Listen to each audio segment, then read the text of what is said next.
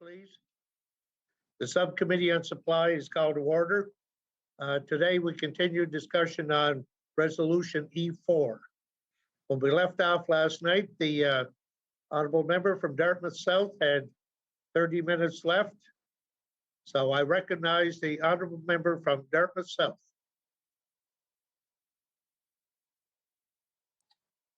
Right, mute. Thank you, Mr. Chair, and may we have no technical difficulties other than my difficulty navigating a computer. We left off talking about childcare, and I would like to go back to that. I think yesterday the minister said that 100% of 4-year-olds have access to childcare, and that would be a reference to pre-primary. Can the minister confirm how many pre-primary spaces there actually are in the province? The Honorable Minister of Education and Early Childhood Development.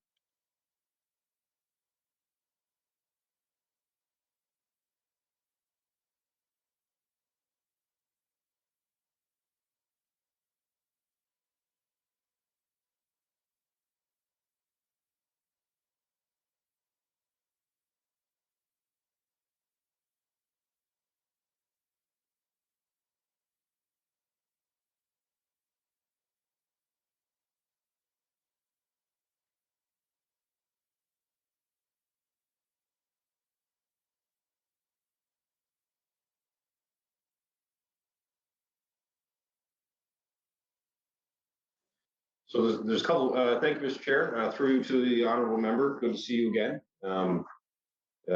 Feel free to mute whenever you wish. So just to give the number of pre-primary students this year that are enrolled. So just over 6,100 were enrolled this year in pre-primary. So I think it's important to recognize that regardless of the number, our system is set up for every 4-year-old that wants to access pre-primary. So there would be no concern on my end around space issues or support issues for those students. But particularly this year is just over 6,100 in pre-primary. Thank you for that answer. And does the minister know what percentage of 4-year-olds in the province that is? Minister.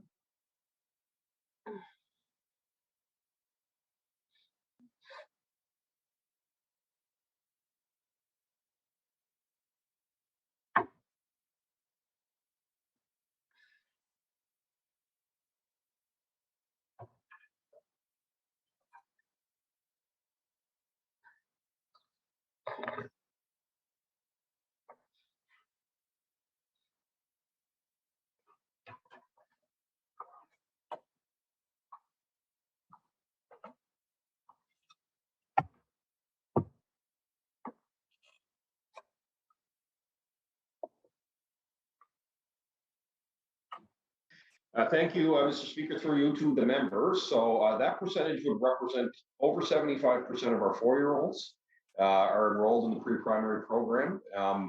Now we expect that to grow because now we're fully implemented. So we're in every school now. So we expect the number to grow. And as well, COVID would have had a bit of an impact on enrollment, of course, with some students staying home. So, but that 6,100 reflects over 75% of our 4-year-olds across the province.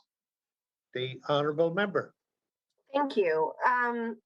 We heard the other day that the pre-primary before and after program, which is funded by CCH, which is always a little mystifying to me, but that's how the cookie crumbles, has 627 spaces across the entire province. So 6,100 kids enrolled, 627 spaces before and after.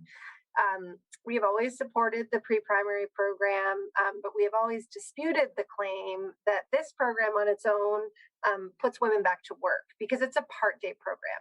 And, you know, we know that there are very few women who work from 9 to 3 or 10 to 3. And so are there plans for rapidly expanding that before and after school program?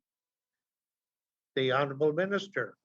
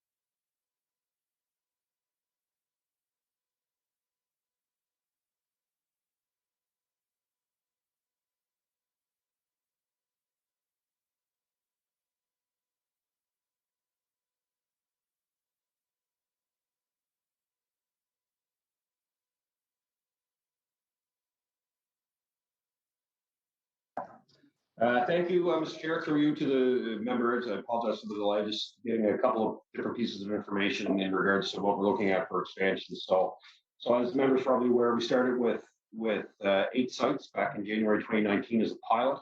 That jumped to 35 sites. Then COVID came upon us, so this year it dropped down to 28. So there's 28 active sites right now. We are looking at expansion, but as part of that conversation, there's a couple of pieces. Busing is a part of that because that was a concern that was brought up. We do have busing for pre-primary, but there were some concerns that were raised from parents about access to transportation for the before and after school care. And as well, this is something that the federal government has also signaled that they may be interested in doing. So we're talking to them to determine if there's any resources there as well. So to answer your question, we are looking at expansion. There's just a couple of pieces we need to figure out first. Member? Thank you. I mean, I understand that parents would like transportation, but I don't think that would be a barrier to them accessing after school care if it was available. Wouldn't be for me. But I wonder if the department knows or tracks how many pre-primary students are accessing before and after school care elsewhere. And also if the department knows how many 4-year-olds are still in regulated daycare spots, because I know, just in my peer group, but also in my constituency, that there are a number of parents who have elected to leave their kids in regulated care because of the hours. Minister?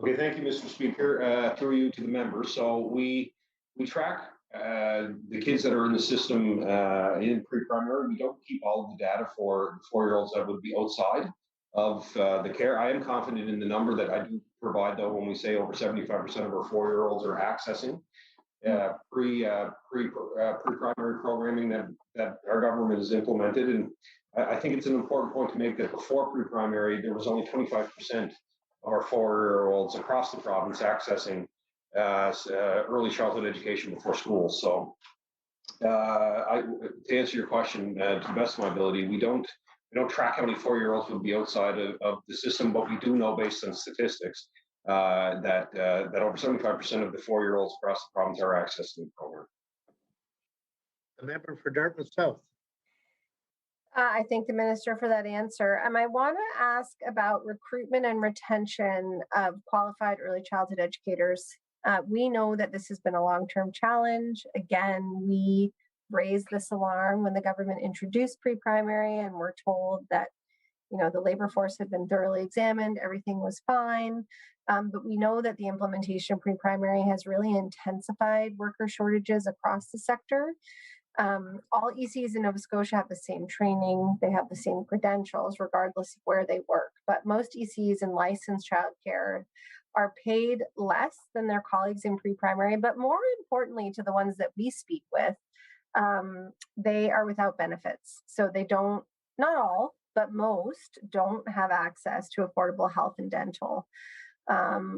We certainly have advocated and believe that extending benefits to these workers is the right thing to do. The ECs who are employed by the provincial government, not just regulated by them, do have access to provincial government plans, but the rest don't. And so I wonder if there's money in this budget somewhere that we didn't see to begin that rollout. And, if there's been any discussion about how to move forward on that. Minister of Education and Early Childhood Development.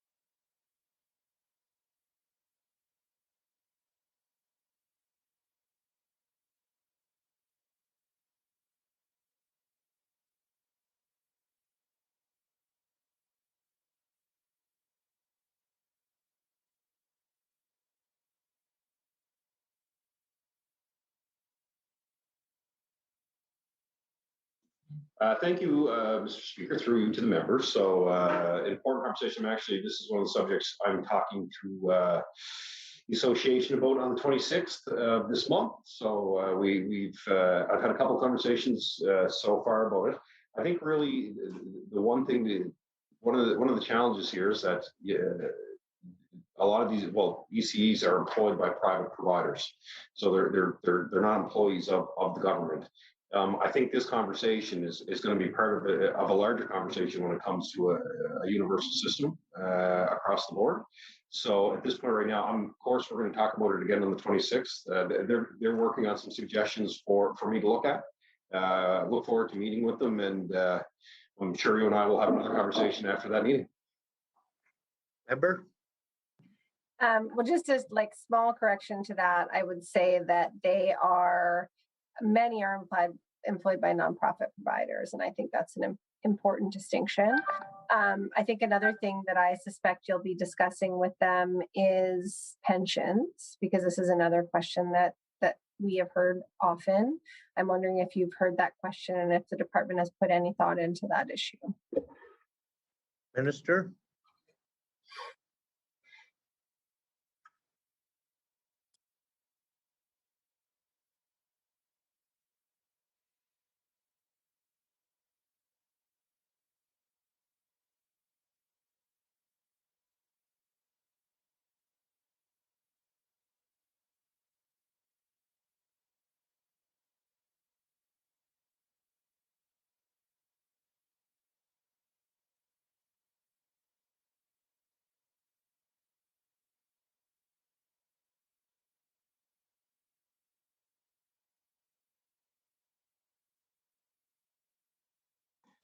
Thank you, Mr. Speaker, through you to the member. So the sector has actually done a consultation, so they are going to present us with the findings of that. I don't have the exact date of when that's going to happen, but I know that they've done it, and I look forward to getting the results of the consultation that they provided. The honorable member. That sounds like a not planning for it, but open to having a conversation. Hopefully that will lead somewhere. I'm wondering just a few numbers that we're looking for. I'm wondering if the minister can provide us with the total number of trained ECEs in the province and the number of those working in the sector. Ideally, a breakdown of how many are in licensed childcare centers and how many are in pre-primary would be helpful. The honorable minister.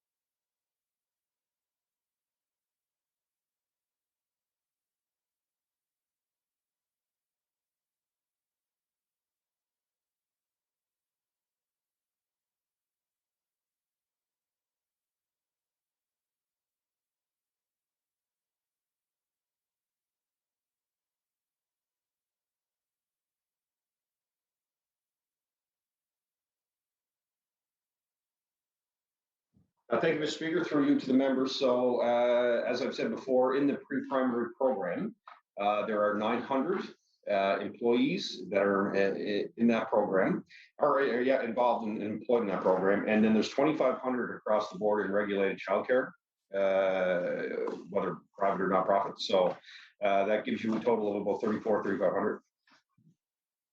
Member. Thank you. And can the minister confirm the number of trained ECEs in the province? Minister.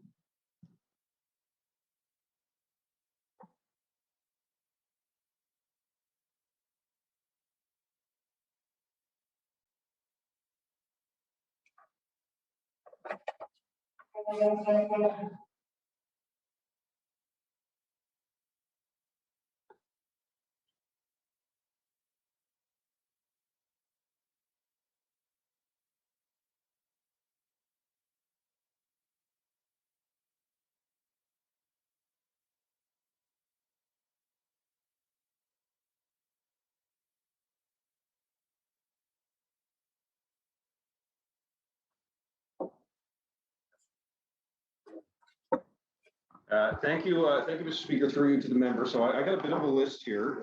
It's not too big, but I think it gives you an idea of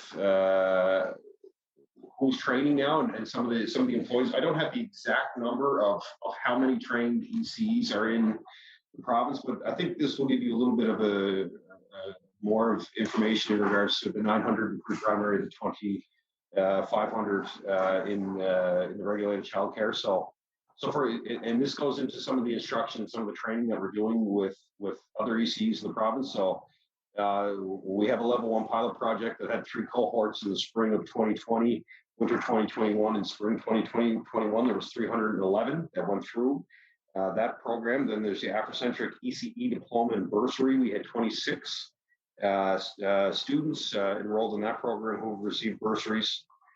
We have recognition of prior learning assessments, so we're training ECEs in the system. There was 41 that successfully completed it. The NSCC ECE training seat expansion. There were 200 additional seats available over 2 years, a total of 360 seats available over a 3-year period. So we have students enrolled in those programs too as well.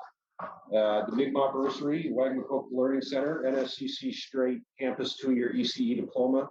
We have 15 Mi'kmaq students funded to complete that program. So these are some examples. I'm happy to provide that information to you too as well if you'd like it, so you can have it for your own records. But that would give you a bit of an indication. I don't have the exact number of total people in the province, but we're always training, and there's a lot of demand and a lot of positivity towards the sector. People are really seeing it as a career path for them now. The honourable member. Okay. I appreciate that, and I'd love it if you could share or table those statistics. When pre-primary was introduced, the minister assured us that there had been a labor force analysis done and that there were plenty of ECEs in the workforce that could be accommodated in pre-primary and that could continue to work. And that turns out not to have been the case. So we know, for instance, in Dartmouth South, when our one of our two daycares that serve the downtown core closed recently or consolidated operations, they pointed to staffing as the reason. It's been extraordinarily difficult. So I am really glad to see all those pilot programs. I'm glad to see the training happened. I'm wondering if, from the minister's staff, you can speak at all to this disconnect. So how is it that we thought there was all these ECEs? Why did we think that? And why weren't they there? And how many do we feel like we need to train right now to accommodate the number of children that we want to be accessing early learning? The honourable minister.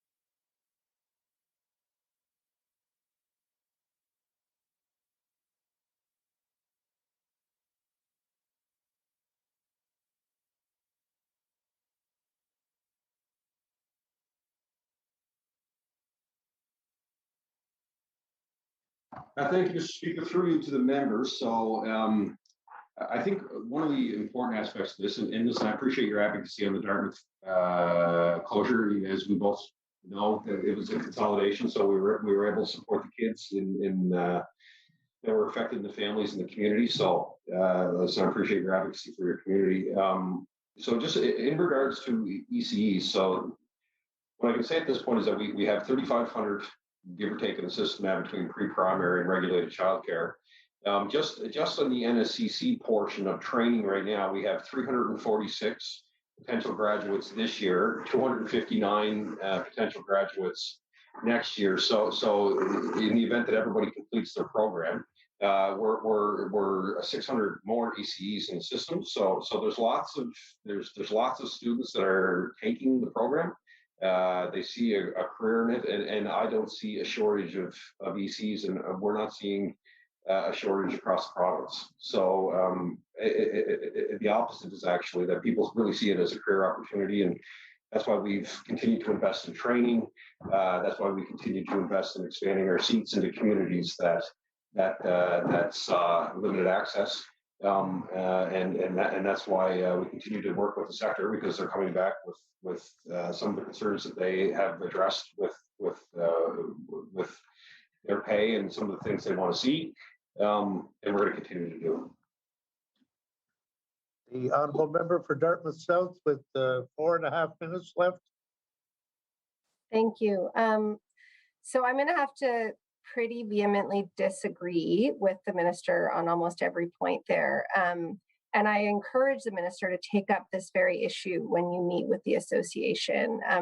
In regards to what happened in Dartmouth, it was a consolidation, but in the public communication around that consolidation, they made it clear that they felt like the early childcare sector was on the verge of a crisis, in their words, and that it was difficult for them to attract and retain qualified staff. And a huge part of that has been pre-primary. So again, I believe that the province is now taking this seriously, and I'm glad to see the education. And I agree that people are now being attracted to the field in a different way. But I also think there is a real labor shortage. To the second point, particularly around what happened in Dartmouth, we were grateful that the department provided a phone number and a contact. But my understanding from speaking to dozens of parents is that, the service provided was essentially an enumeration of other daycares in Dartmouth that people could call. It wasn't anything that people couldn't discover on their own. It wasn't opening up new daycare spots. So, most families have found alternate childcare arrangements. And I would say that many of those childcare arrangements are not within their community, it depends how you define community. But many of the families that access this daycare center were families without a vehicle or with a single vehicle who would walk or cycle, or, it's a densely populated urban neighborhood.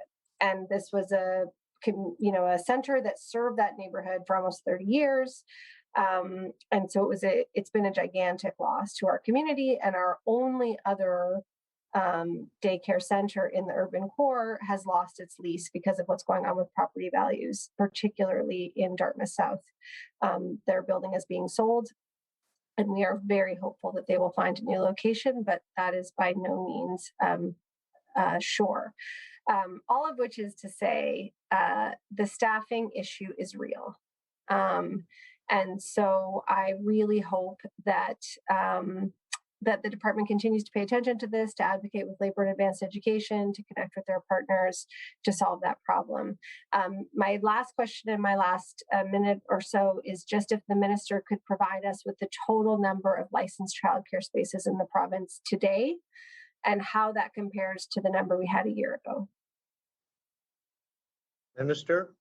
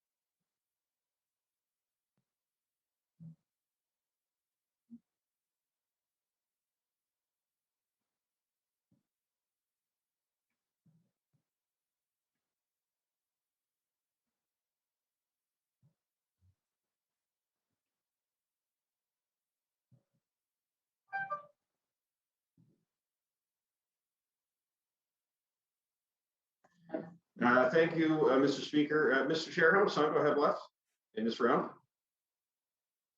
Oh, you're on mute there.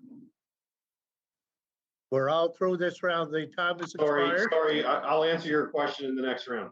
Okay, she'll have the opportunity because we'll be coming back. So with that now, I'll recognize the honorable member for Truro, Bible Hill, Millbrook, Salmon River. Thank you, Mr. Chair, and thank you, Minister, for taking the time and answering our questions. The first question has to do with dissolution or dissolving of school boards and the increased costs that are associated with those decisions that happened. So you the department condensed the school boards, but it seems like the increased costs to operate the school boards has increased significantly.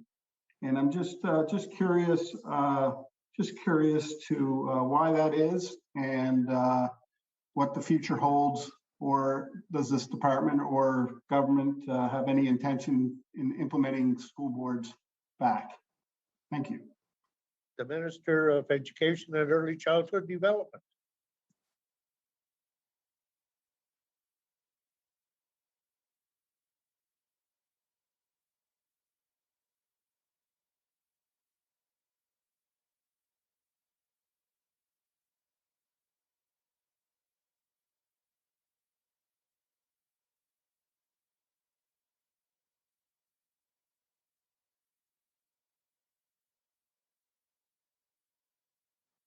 Thank you, Mr. Speaker. Through you as a member, and I'll say to the member, congratulations. I know you and I haven't had a chance to really have a chat since you were elected. So congratulations to you and to your family, because your family is a big part of the journey with you. I kind of followed you on social media a little bit. So as we get more comfortable with one another, I'll continue to treat you like I treat Mr. Chair there from Victoria to the Lakes and his hockey favorites.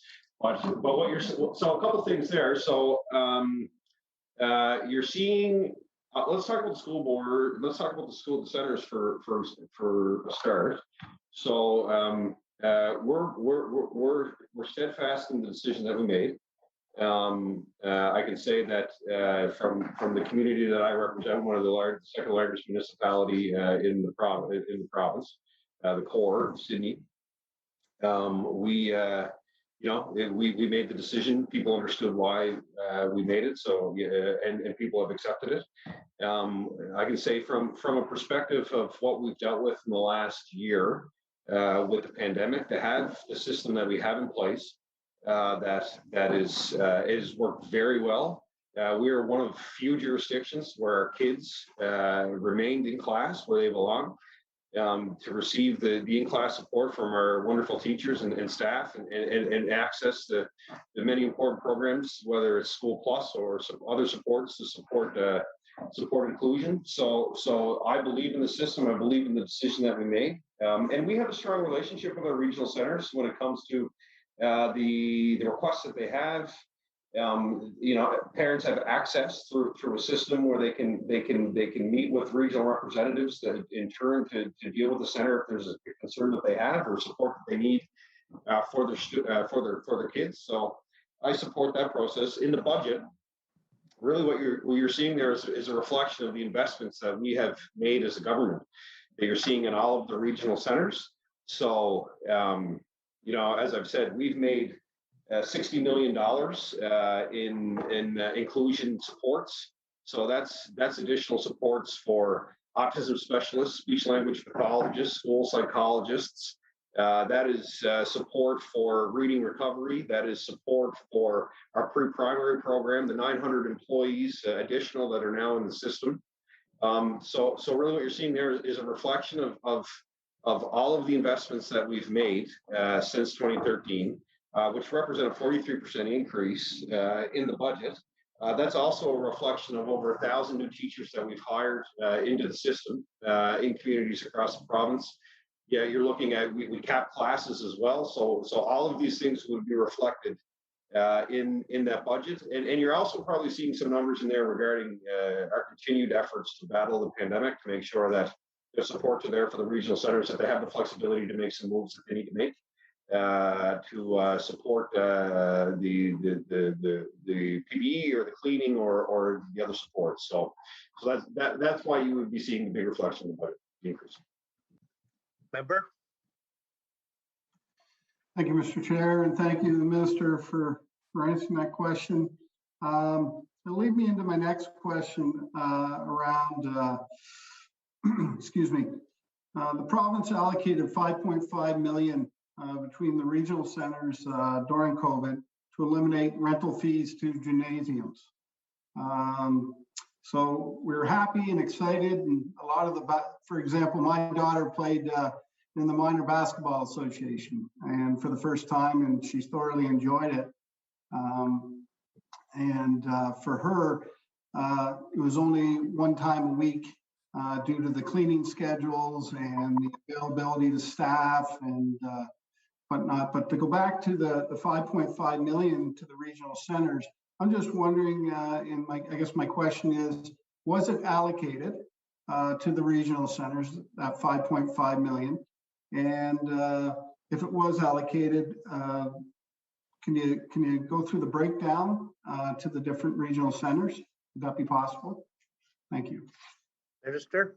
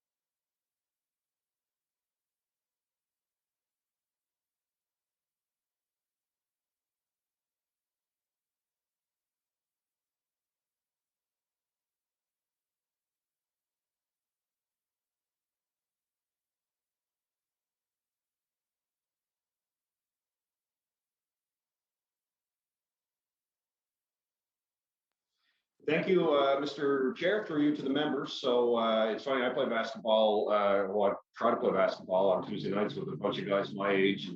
And the minute I became the Minister of Education, I had 14 new protesters trying to get me to look at ways we can get more access to the gyms. But I can tell you that in regards to the 5.5, so what we do is not divvied up between the centers. So we would go to the centers and we would say, what do you anticipate are going to be your costs for cleaning, for all of the essentials necessary to open those gyms? So we went through that process. We have the cashier. We'll reconcile with them at the end of the year. So what we ran into is we went through this process where we went and we're trying to open up gyms, and then COVID restrictions changed.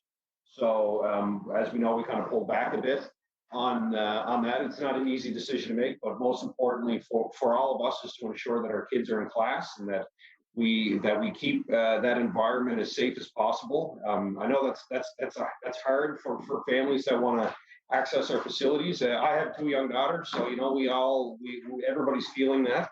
But ultimately, as one of the only jurisdictions in North America that has been able to keep our kids in school, to receive in-class teaching, to have those supports available to them while they're at school, that has always been priority one. That has been the foundation that the whole system's been built on. So the 5.5 is there. We've done some budgeting with the centers. We'll work with them accordingly, depending on what they need by the end of the year. The honourable member. Thank you, Mr. Chair, and thank you again to the Minister for providing that feedback. I too, I don't play basketball, but I play a little hockey, and I know the same feeling. The hockey rinks were wide open, and when I was speaking with the regional center, just to provide you with a little feedback about the situation, the concern from the local basketball association. They talked about an in-depth cleaning at stadiums and arenas, and I can assure you what I've seen anyways, personally, and crossed our fingers the whole year, we got through it. But I don't think that standard was there.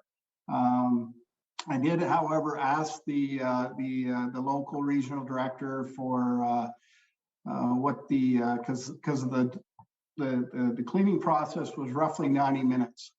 And so that sort of blocked out a lot of opportunity for these kids to participate in sport, to help them with their mental and physical minds and bodies, to really encourage that activity and be active and truly truly, when I asked for the cleaning and asked for the cleaning schedule and asked for the opportunity, I guess, to understand what the standard really is, it wasn't clear.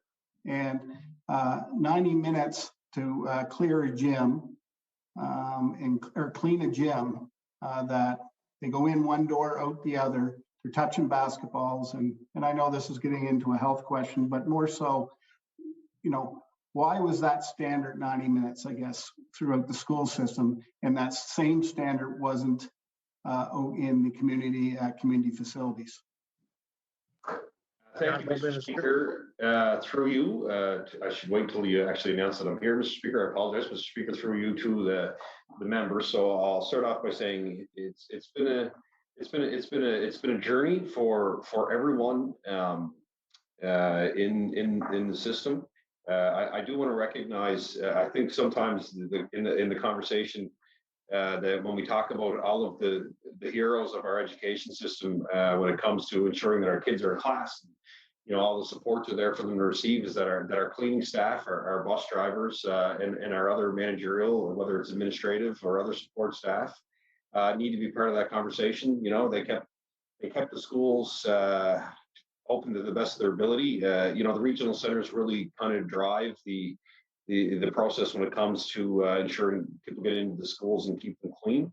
But again, really, I think it's important to note again that as tough as it has been on not having our community facilities open for an extended period of time, how important they are to the community is not lost on me at all. As somebody who uses them regularly, we are one of very few jurisdictions that has kept our kids in class. And that has been the foundation of everything. IWK, our stakeholders across the province, stakeholders nationally and internationally have all said that during the pandemic, what we have done in Nova Scotia to keep our kids in school was needed, it was necessary, and I'm sure you don't disagree. I think it's going to be a work in progress until we get past the point where we can just open up again. We have to be flexible enough that we can open our facilities when we feel it's safe, but also shut them down when we need to shut them down. So really, the biggest thing is to continue to ask the community for support and love and compassion and patience as we get vaccinated, as we've done through the whole pandemic, look after one another. Our facilities will get back to normal. There are people working extremely hard to ensure that we can provide what we can provide in the community, and they'll continue to have the support from me, and they'll continue to have the support from the department. Member? Thank you, Mr. Chair, and thank you again to the Minister. I have really one last question for you. Keep you on your hot seat. I guess Department of Education and Early Childhood Development announced $15 million this past year and talked, I believe last night, reinvesting additional dollars for more inclusive education supports for students, which includes hiring a number of EAs. I guess my question is, could you clarify or provide an update on where the $15 million was allocated? I'd appreciate that. Thank you. Minister?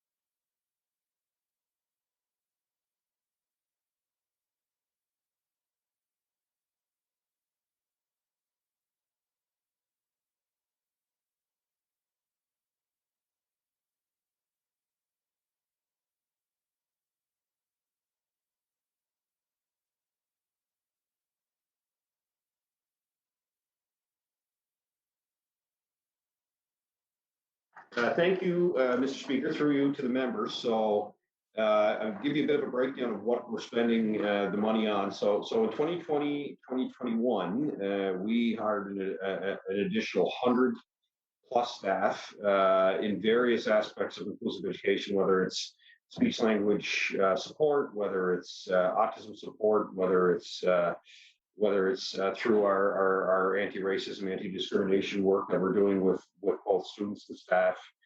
There's a pretty significant list when it comes to what we're investing in. So that was 2020, 2021. So gearing up for 21, 22, we're hiring an additional 250 staff to help support inclusive education across the province. So that would be across all centers. Again, that would include a number of aspects in working with our regional centers for the supports that they need for students in the system.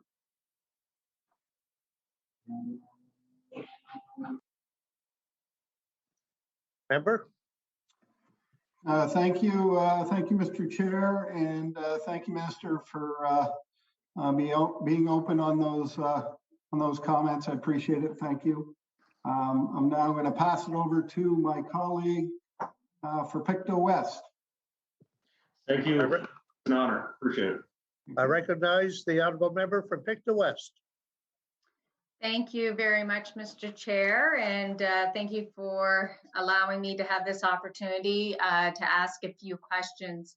My first question through you to the Minister is around water safety, really, within our school system. In particularly, I would like to know what has been done in recent years. It was a huge issue, well, it always has been, but I recall bringing this issue to the past Minister of Education, 2019, and indicating that there was a lot of changes going to be happening and that there would be regular testing. But as I speak here today, one school in Pictou West, Scottsburn Elementary School, is now over a decade of having lead in their water and neurotoxin that basically poses serious health risks to young developing brains. So this is an elementary school. So it's very worrisome for parents and teachers. So I'm hoping that you can provide an update and a status on that school in particularly, but as well as what is the plan to be testing schools throughout this province for lead and different chemicals? The Honourable Minister of Education and Early Childhood Development.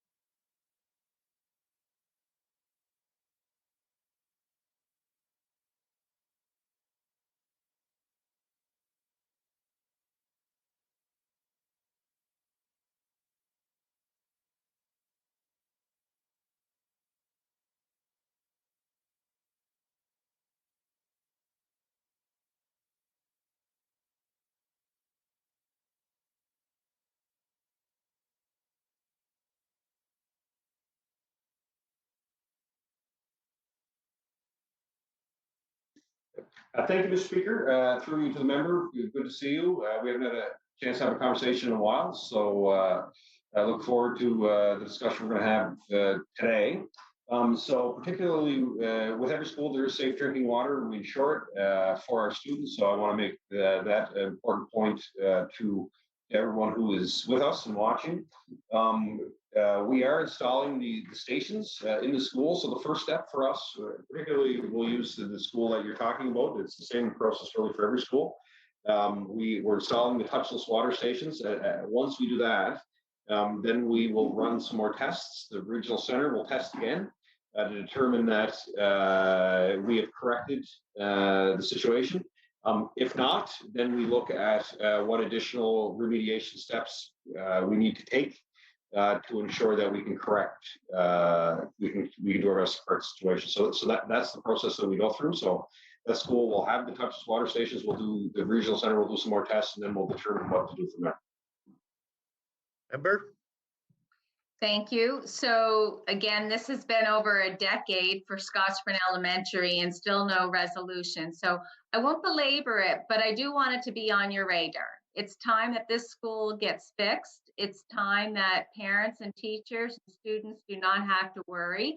I do believe that safe measures were taken to supply them with safe drinking water, but it's not good enough and it's not acceptable. The school's going to be there for a long time. It's a community that has a good population that's going to ensure that the school remains open. So it's concerning. And again, I just ask that you put this on your radar as a priority. It's unfair to the school to have gone this long without safe drinking water.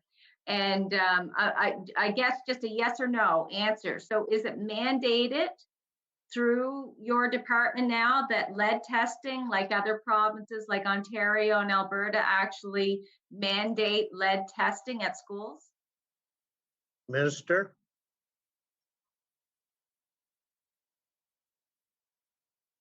Yes, we do. Yeah, we direct the centers to do it.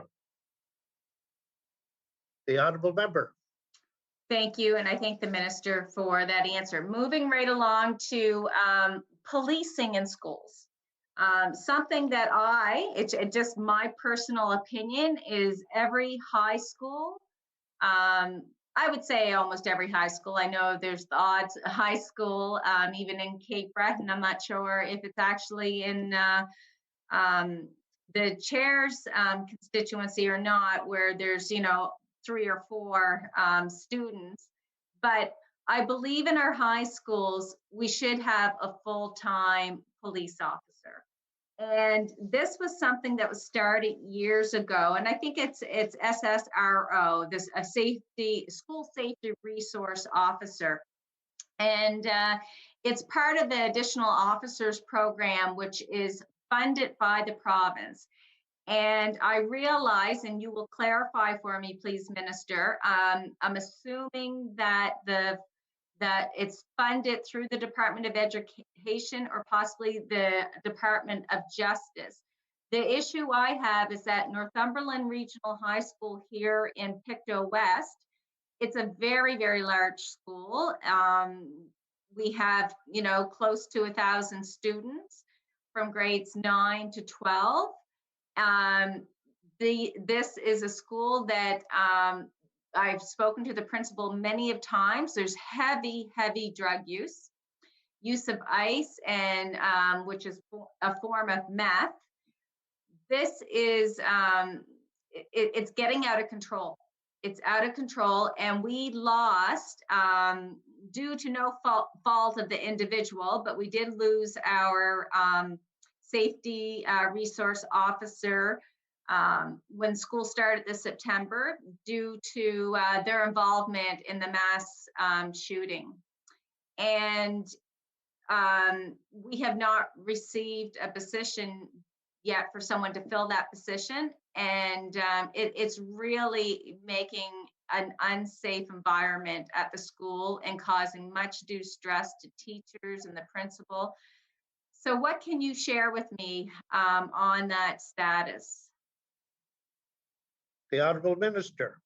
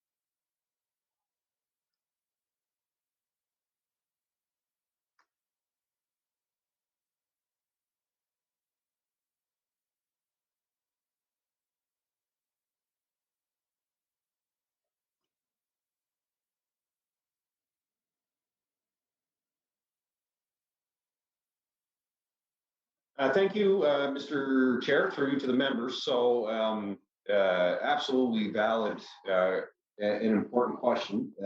It's something that we want to ensure that we're doing everything we can to support our kids and help them to understand that some of the dangers that they may face and some of the supports that are there for them to access while they're in school and in the community. So in regards to the police in schools, so you're right, boots on the street is where it's funded.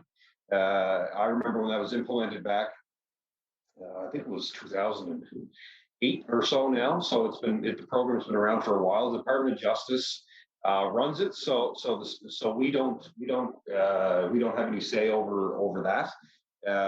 And where the officers go, the regional centers really work with the local law enforcement agencies and the Department of Justice to determine, they make the decisions on where they will go. But what I will commit to the members, and we'll do a follow-up for you with the regional center, and then we can get back to you just to determine how the decision making was to determine where officers will be in the community. Okay. The honorable member for Pictou West, if you could ask the question, and then when we come back from our COVID break, the minister can answer you. You have enough time to ask your question. Okay, thank you very much, Mr. Chair. I actually didn't hear the last part of his answer. It got a little blurry there. So if you could just reconfirm what it is you're going to get for me as an information, Sure. That would be great. Minister? Yeah, thank you, Mr. Chair, through you to the member. So we're going to follow up with the regional center for you, just to determine how the decision making was made, because this regional center will make the decision with local police agencies and Department of Justice to determine where those resources are. So we'll do a follow up for you. Good timing. Good timing. Okay. So we'll now take our 15-minute COVID break. We'll be back at 3:25, and the PC caucus will have the first half hour of that time period. 3:25.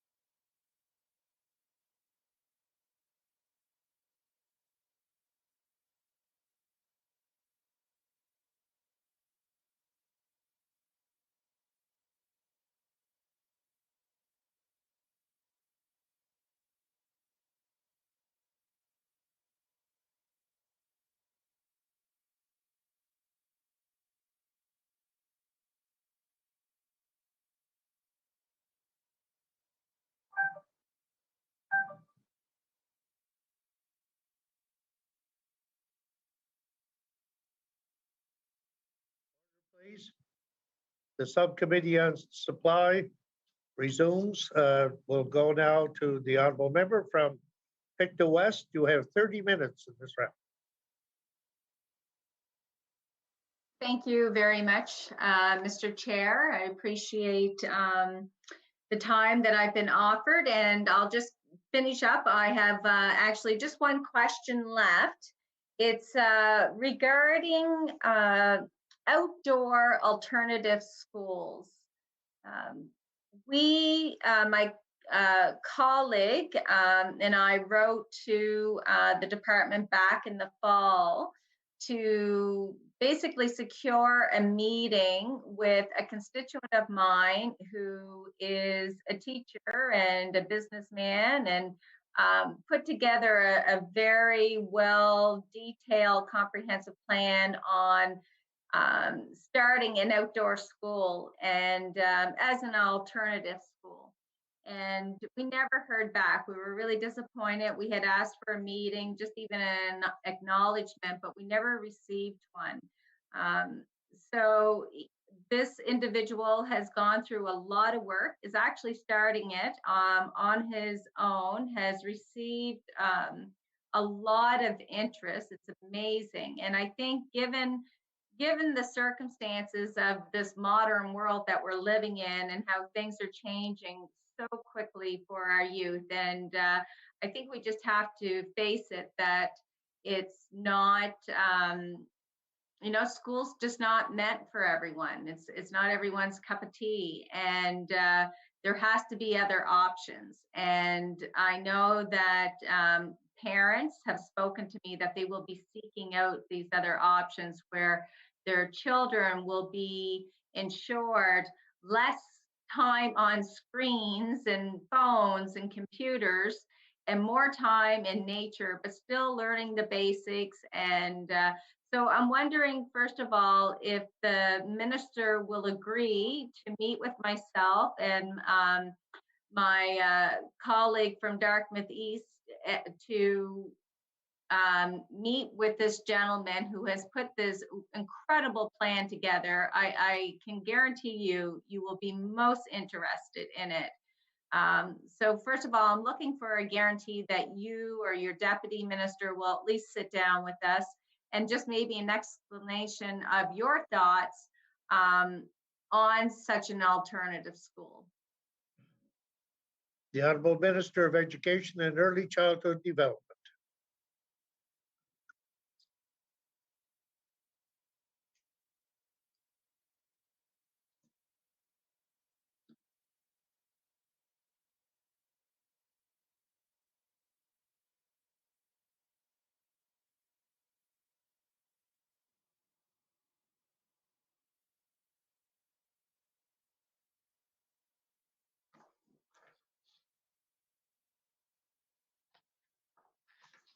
Thank you, Mr. Speaker, through you to the members. So yeah, I'll make that commitment. Staff, I know have been engaged just at a staff level, so we'll work it out with the member to determine what needs to happen for the meeting to take place. So we're happy to meet stakeholders that come forward with any ideas, and I am as well. So it's for our kids and making sure that we do whatever we can to support our kids. So we're always interested, and I'm always interested in hearing feedback and ideas from Nova Scotians. So we'll set that up. And just on the idea of outdoor learning and overall, it's really kind of one of the things that came out of COVID for a lot of us is the ability to have extra space, to give students more of that opportunity outside of the classroom setting, but also under the umbrella of the supports that schools offer to our students and families every day. So we'll set that up as quick as we can, and I look forward to meeting with your stakeholder in your community. Member. Thank you very much. And just on one last question before I turn it over to my colleague. I'm just curious, children in Canada, the stat is really on Canadian kids, but I would say that kids in Nova Scotia are amongst this average of 7.5 hours in front of screens each day. And I'm wondering if the department actually has a breakdown of the different grades and how many hours each grade would be on a computer or a phone as part of their learning education. But I'm just wondering if there's any way we can get those stats. Minister?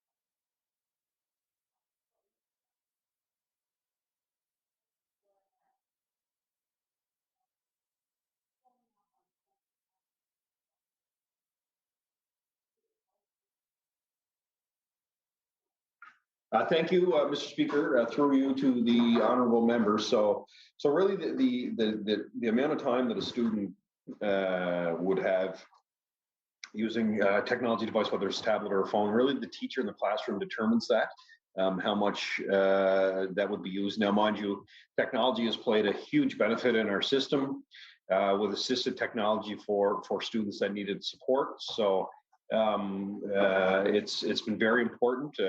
I know that in my own experience with my wife, she's the learning center teacher at a local high school, so she uses assistive technology with her students, which has been a huge help for them in communicating with her and with her peers, and helping support them on their education journey. So there's lots of positives when it comes to technology.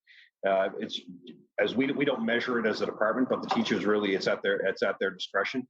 I will say that fortunate for us as a province, the last year technology has been important. Last year with the purchases that we had to make to support learning at home as a result of schools closing. We were fortunate this year that our schools remained open. So our students had lots of access to more traditional teaching with blended use of technology. The honorable member. Thanks so much, and thanks for those comments. I will say there are absolutely lots of benefits, but there's no denying that there's lots of disadvantages, and we're starting to see proof of that, and we're starting to see studies of how damaging it actually is. But we could go on and on. This is a whole different conversation. So right now, I want to thank you, Minister, for your answers. I look forward to following up on a visit. And I will pass it over to my colleague from Cole Harbour, Eastern Passage. And just to follow up, Mr. Chair, on the members' comments from Pictou West, this is a big conversation that we're having with our stakeholders now. What the classroom and the system looks like post-COVID. What are the things that we learned? I mentioned one of the aspects around outdoor learning is something that is very interesting to me. Giving students, as you said, technology has its benefits.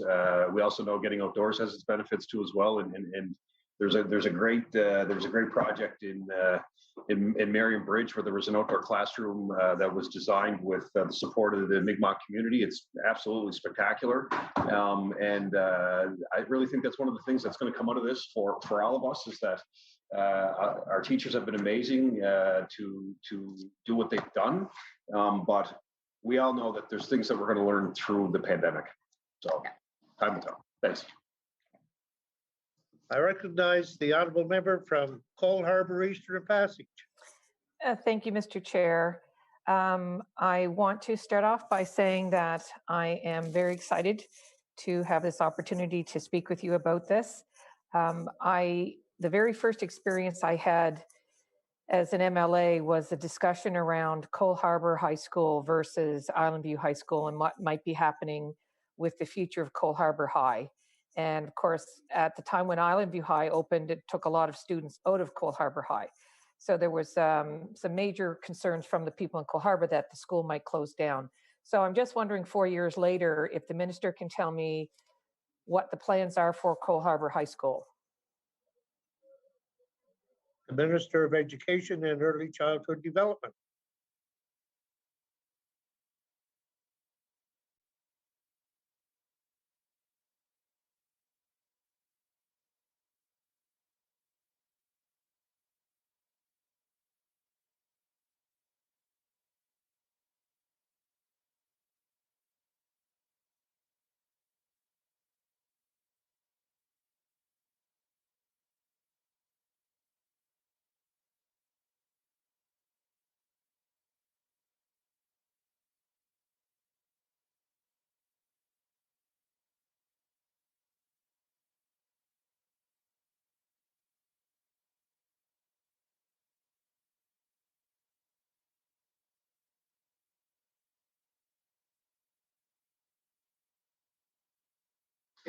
Thank you, Mr. Speaker. Through you to the member. Looking forward to the conversation that you and I are going to have. I'm always happy to hear from my colleagues about some of the things that they think are good and some of the challenges that they see. So, particularly with Cole Harbour High, there's a future for Cole Harbour High. We all see that. We've made a number of investments in the school when it comes to infrastructure. A couple of high important points to note is that that's one of the schools where we have the technology advantage program. They offer the IBM diploma too as well through the PTech program, and they have the skilled trade center. So for me, looking at some of the characteristics of the school, some of the things that I want to try to implement, especially around skills trades as we move into new technologies and renewable energy and stuff, there's a big future for the school. So hopefully that answers your question. Thank you. Can I, thank you very much. Can I just follow up? Does that mean you can confirm for my constituents that there is no plan to shut down the school as the high school over the next 4 years? Minister? Yeah, I'll confirm that. Yeah, at this time, yeah. Member? Thank you very much. I'm ecstatic. Speaking of the IB and Skills Trades program, it is offered at Cole Harbour. It's an excellent program. Auburn also has the automotive. Island View High School has no skills trades or the IB program. And I understand you can't have it everywhere, but the problem we've had that I've been talking to the former minister about is that there is no busing from Eastern Passage to Cole Harbour. I am working with city councillors and have been for the last 4 years to try to get a bus connection between Cole Harbour and Eastern Passage. But as I mentioned to the former minister, to get on the bus in Eastern Passage, go downtown Dartmouth, then get on another bus and go all the way out Cole Harbour Road to Cole Harbour High School is an hour and a half one way. So there are students who can access that program. And even though in the first year that they did have courtesy busing, the very first year that Island View opened, but following that, any student from Eastern Passage or Cow Bay that goes to Cole Harbour High has no bus service.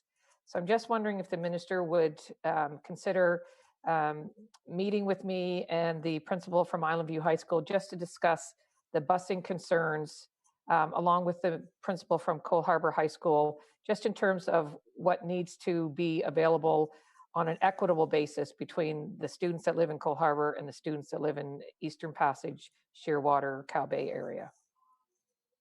Minister? Thank you, Mr. Speaker. Through you to the member. This is a conversation her and I are going to have again, just because I think there's a little bit of back and forth. I want to have just a couple of questions about, some of your previous meetings that you may have had. So I think the first step I'm going to take is just do a little bit of homework myself. I'll meet with the regional center, have a conversation with them, because I think there's some catchment area concerns that are involved with the bus route. So what I'll say right now is I'll do a follow-up with you away from estimates, so you and I can have a conversation, but just let me do a little bit of homework here on my end on your behalf. The honourable member. That's great. I appreciate that. One of the other concerns that has come forward from some grade 9 students actually at Island View High School was their concern about the mental well-being of the students. And we had a meeting because they wanted to know more about what was available in our community, which of course we all know we have no family doctor, no collaborative health center, no mental health services. Just for the minister's reference, the 3 downtown Dartmouth clinics that you could go to for mental health care were easily accessible by Eastern Passage, straight line bus right to them. Now we've got it moved out to Cole Harbour, ironically within a stone's throw of the Cole Harbour Mental Health Clinic. So it is now less accessible than it used to be. So the students are concerned that because of COVID closing down, that there hasn't been enough mental health services in their community, right in the school. So I'm just wondering what the minister's thoughts are on expanding the current mental health services directly in the high schools right at the moment. What's your plan? The Honorable Minister. Oh, can't hear you.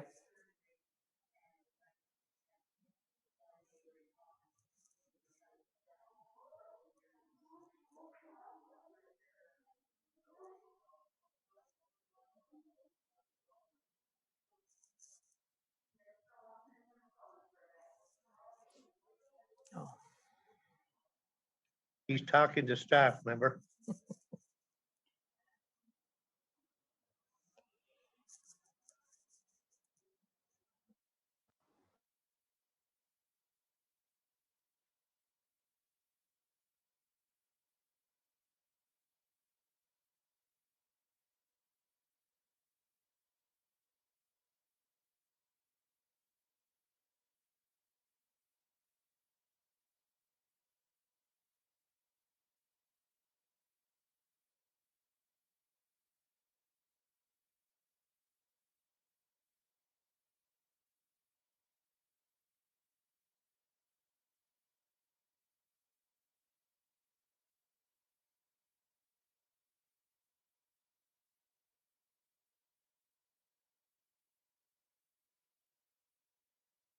Thank you, Mr. Speaker, through to the member. So there's a piece of that which is through the Department of Health. So I'd like to go back and look at the catchment area for access to family doctor, because I do believe that the community does have a high attachment, which is great. We're always striving in communities across Nova Scotia to recruit and retain our medical professionals. Particularly on the education side of things with the school. So there is access to School Plus there, which gives students access to mental health clinicians, school psychologists, and there is a school counselor there. So if students or you for that matter, if you need to talk to anybody, they're there for the students. So we want to make sure that the students are aware of that.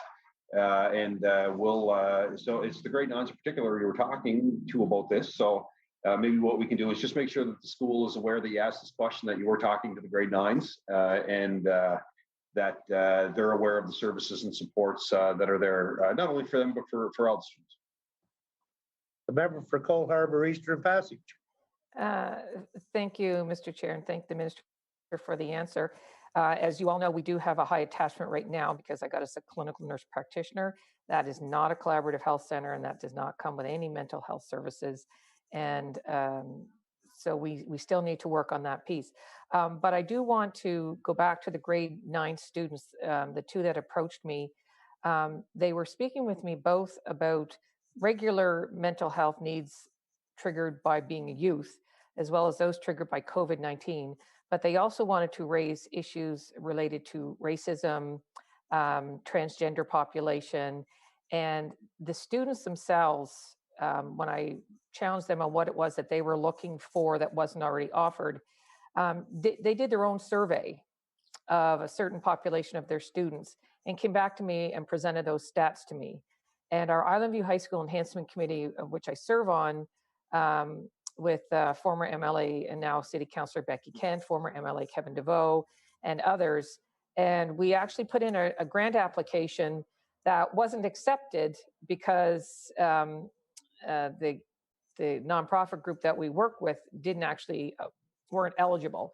But when we spoke to Kids Help Phone and Mental Health Services of Nova Scotia, they said, wow, this is a really unique idea. We think that this is this program that you were talking about wanting to do is something that might be useful. So I'm wondering if the minister or one of his staff would be willing to meet virtually with the students so that they could share with you their perspective. They're a very unique stakeholder and extremely well spoken. And I just think it would be an opportunity to engage the grade 9s in a way that we haven't done so in the past. Minister?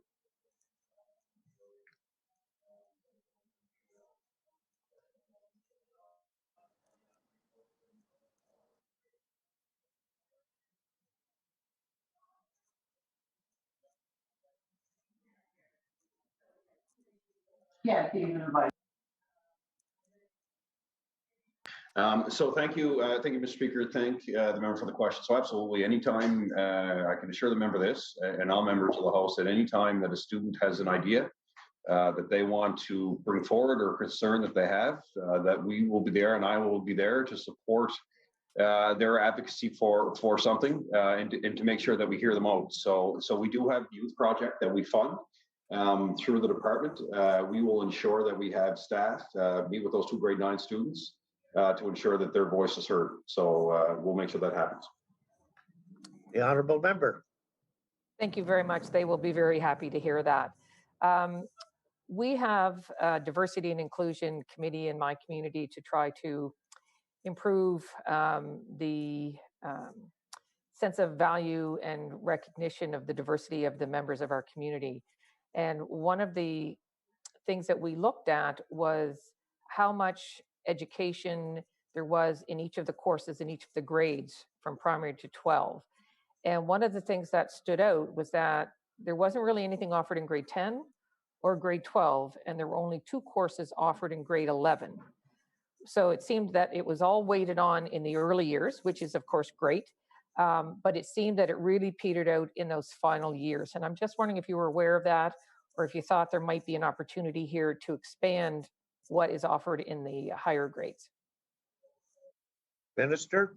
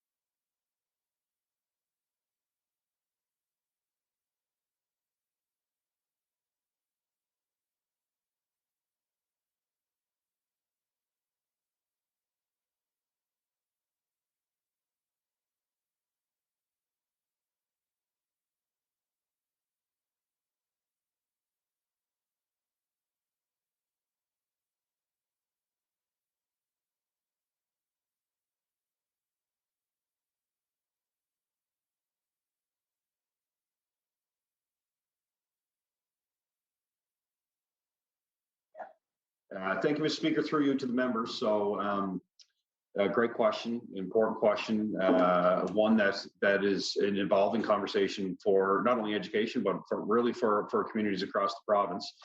You are correct in saying that some of the courses are embedded in particular grades that are very specific. You referenced grades 10 and 12. Now, we don't have specific courses in that, but a lot of our subjects within that, it's embedded. Like I know I use Canadian history as one of them.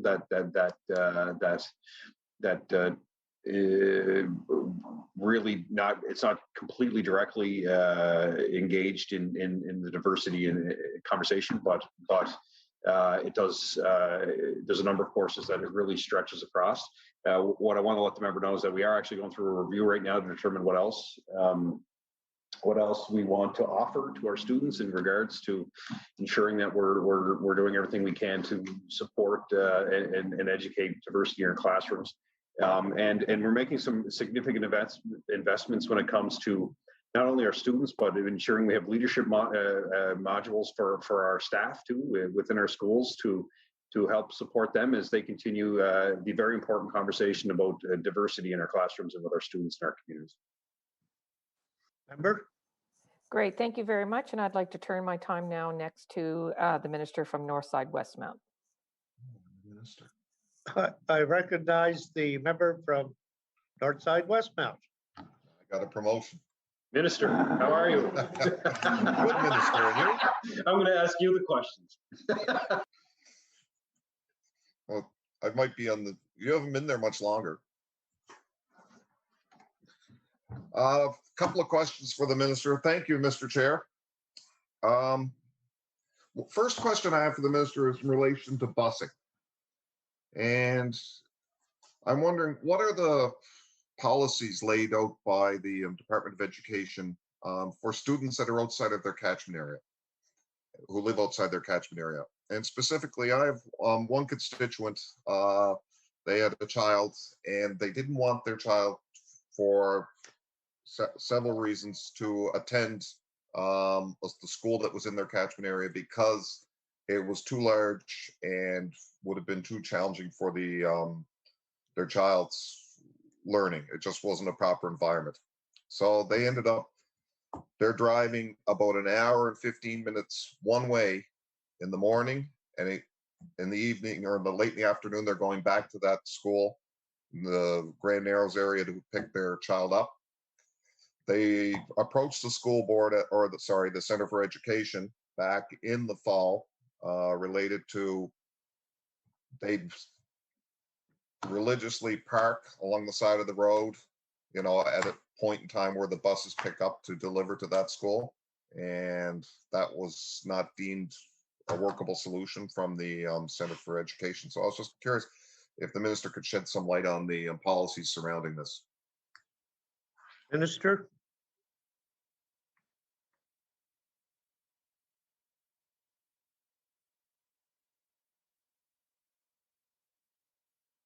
And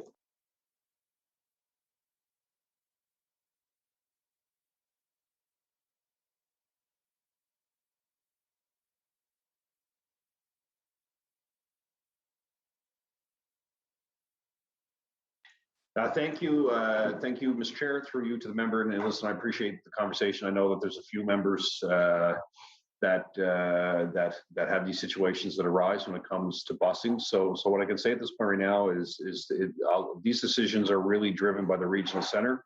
There are some rules and regulations around catchment areas and students coming from outside catchment areas, but this is one, again, with the member. I'm happy to have a chat later on just to get a little more information, but ultimately these go through the center, and that's where the decision is made. They make all the decisions around busing.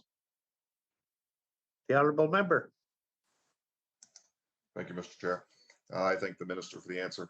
And I will connect with him, with the Minister later on that matter. My follow-up area of interest is the new middle school for Northside. And the Minister shaking it, nodding his head, so I assume he knew that I'd be coming. Back in 2016, Thompson, what was Thompson Junior High and then became Thompson Middle School, was closed, and they announced that those students would be bused to Sydney Mines. And now, last year, the middle school appeared on the capital budget plan. It's there again this year. It's about 3 to 4 years out. By the point in time, I think the capital budget of 24-25, by that point in time, if the school is indeed ready by then, that will be 9 years from the initial closure of Thompson Middle School and the students being bused. So at this point, there's been very little information in the community as far as we don't know where the project is at. Sure, okay, it's in the capital budget. That's great. But we don't know where it is in the development process. Has a site been selected? Has a design been selected? What is the site? When is the government realistically going to start breaking ground on this? So see, I look forward to what the minister's information is. Order, please. The minister will have to give it to you after 5:10 because the time for the PC caucus is up. And we'll go down for before a break to the NDP caucus. The member for Dartmouth South. Thank you. I'd like to yield my time to the member for Halifax Needham.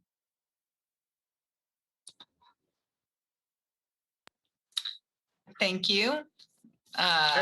Yep. Okay. Looks like you can hear me. Thank you very much for the opportunity. I'd like to ask a couple of questions about the CSAP, the Acadian School Board. Building a new CSAP school on the Halifax Peninsula was included in the 2019-2020 capital plan. The Department of Education and Early Childhood Development's multi-year capital plan for 2022-2025 includes 2 HRM locations under the heading of new schools, École Secondaire Mosaic and a Halifax Peninsula Elementary School. Can the minister provide just some more detail about what is planned? The honorable minister.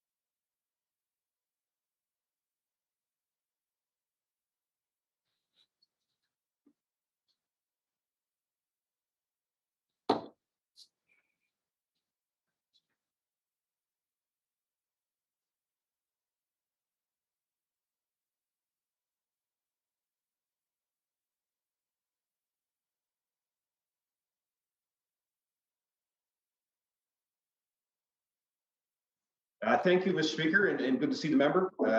Usually we were talking about all things energy and mine, so it's nice to talk about education. But I just want to say, just to give you a bit of an update. So TIR is in the process of looking at sites, which is a bit of a challenge when you're into the peninsula. We want to make sure that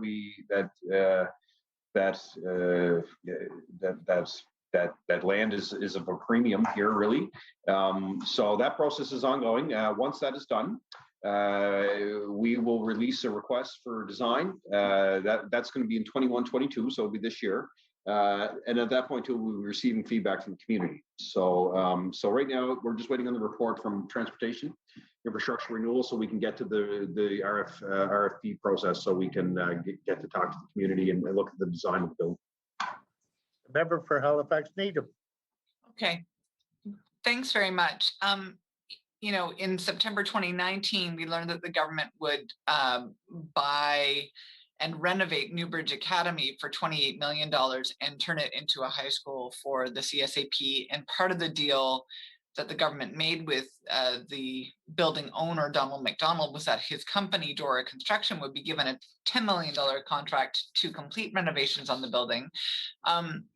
While we fully recognize the need to make investments to address increasing enrollment within the CSAP, it is odd, given the announced process, the discussed and kind of the government's choice of process around releasing 5-year capital plans, because it wasn't on the 5-year capital plan at that time, but it is now included in the capital plan as a new school. So is that just like, I don't know, anything you want to say about kind of adding an additional new school sort of after the fact, rather than having it on the 5-year capital plan, sort of looking into the future?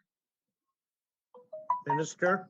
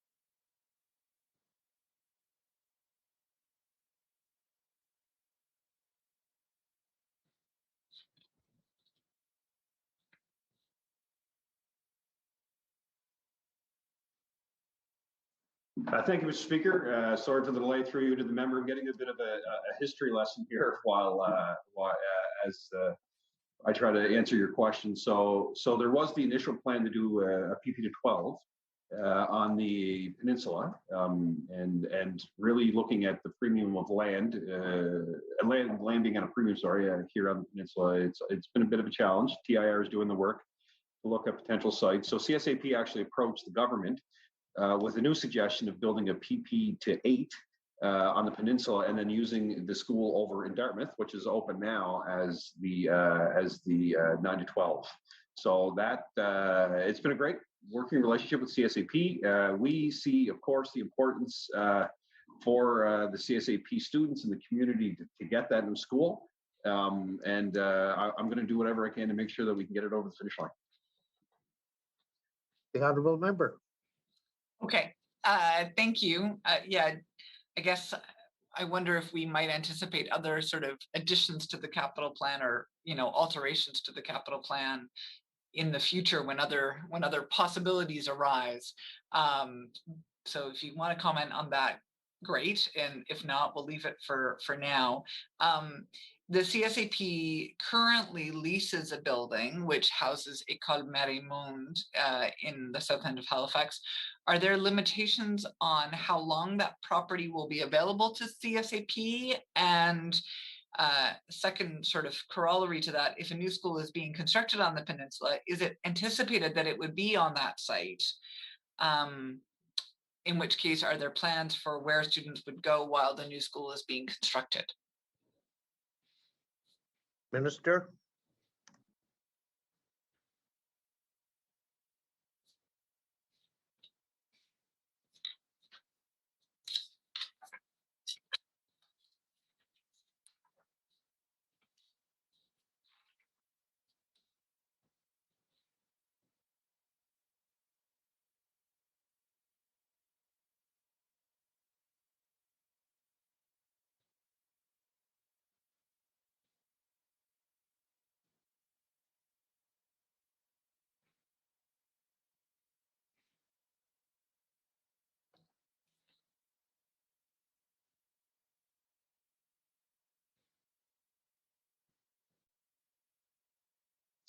Thank you, Mr. Speaker, through you to the member. So there are, as I said, there's a commitment for a new school on the peninsula. I want to do whatever I can as the minister to support that. A lot of the work still falls under transportation infrastructure renewal, so they're going through the process. But I think the biggest message I want to leave with you and to your members and to the families and students is that as we go through the transition from where they are now to whatever that new building will be, is to completely minimize any disruption to them in their learning environment moving forward. So I'm very cognizant of the fact that when you get into these situations, that you don't want to disrupt their learning environment. So we're going to do whatever we can to support them along the way. The member for Halifax Needham. Okay. I'm going to move on with some questions about school food, which I think we're supportive and pleased to see, I think mentioned in your mandate letter. where in the budget would we find investments in school food programs, school breakfast programs or lunch programs? And can the minister provide the amount of that investment as well as how it is allocated? The Minister of Education and Early Childhood Development.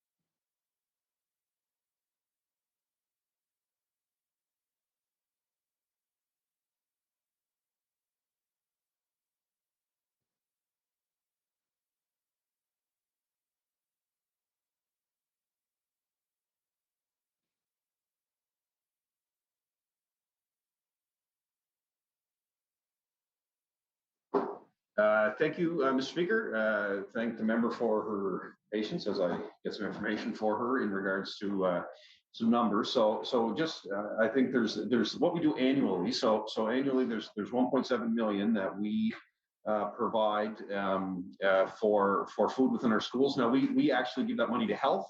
So health plays a part, excuse me, in distributing the funds. So schools can use that for breakfast, healthy snacks, lunches.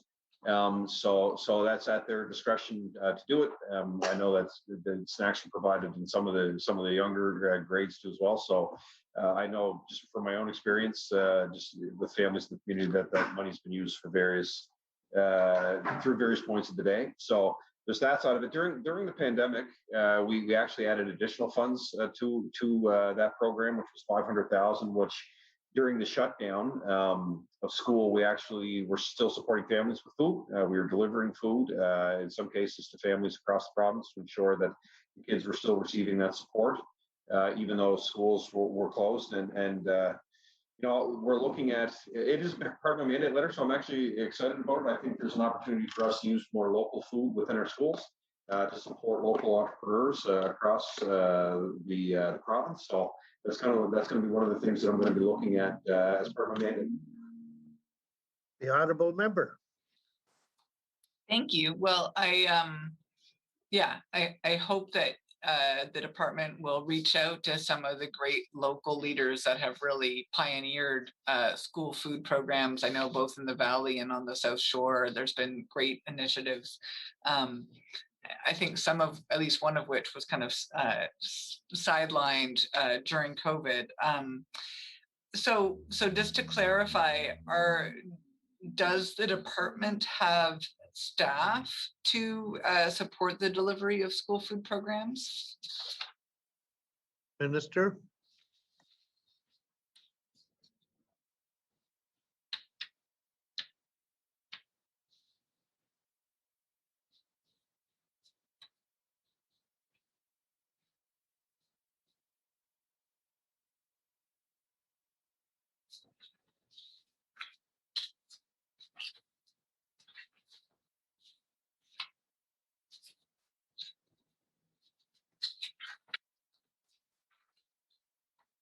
Thank you, Mr. Speaker. Through you to the members. So I just really want to start by thanking all of the volunteers that have been part of the partnerships that we have formed with the department. You know, Department of Health is a big partner with us. Nourish Nova Scotia, they're a big partner with us. They were huge assets during the pandemic to make sure that we were getting food to our students. We continue to partner with them. So really that's an overall view of the network that we use here through the department to get support the students. But of course, as you know, that's based on an army of volunteers that really stepped up and continue to step up every day to make sure that, you know, if we're running a program in the school, there's lots of volunteers in the past that have taken up the challenge to do that, to help our kids, and they continue to do it. So I think that answers your question.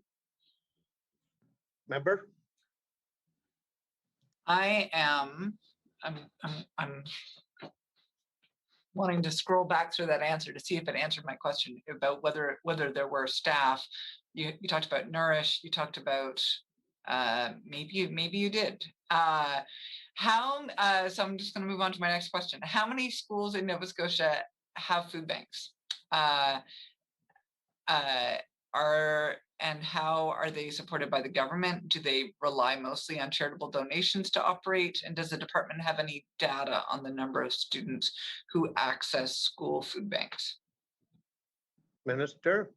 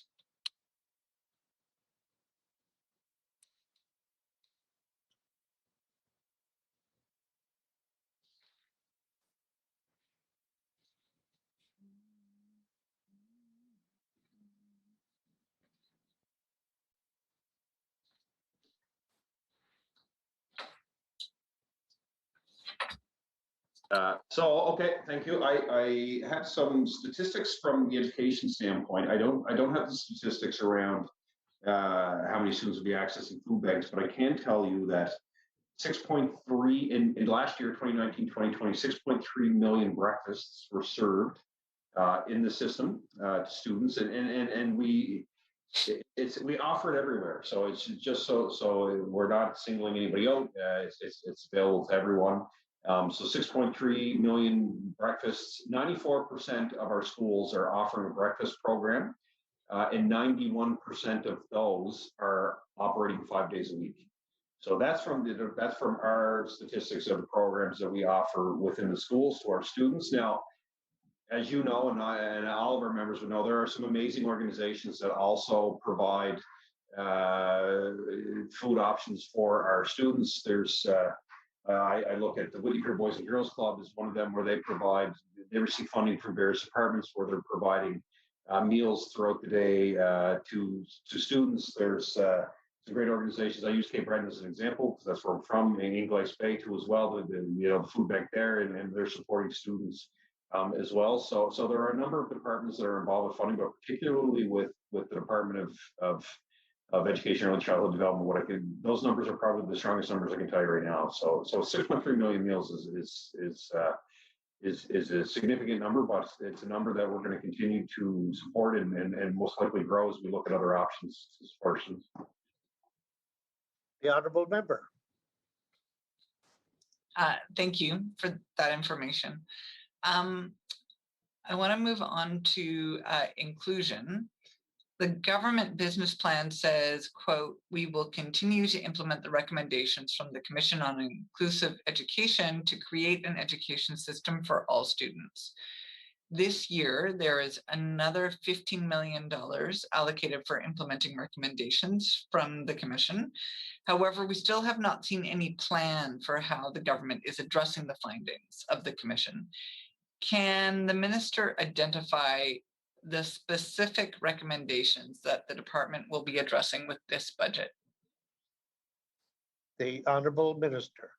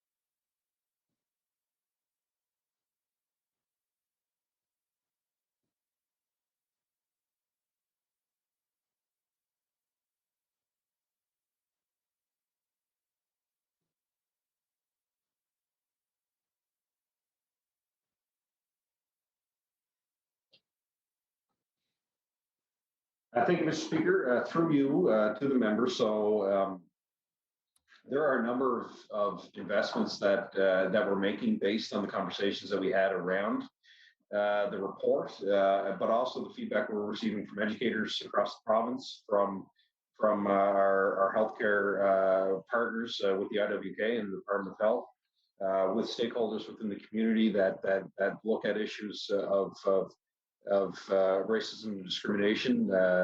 So a lot of our funding this year is built around that. You're looking at another 250 staff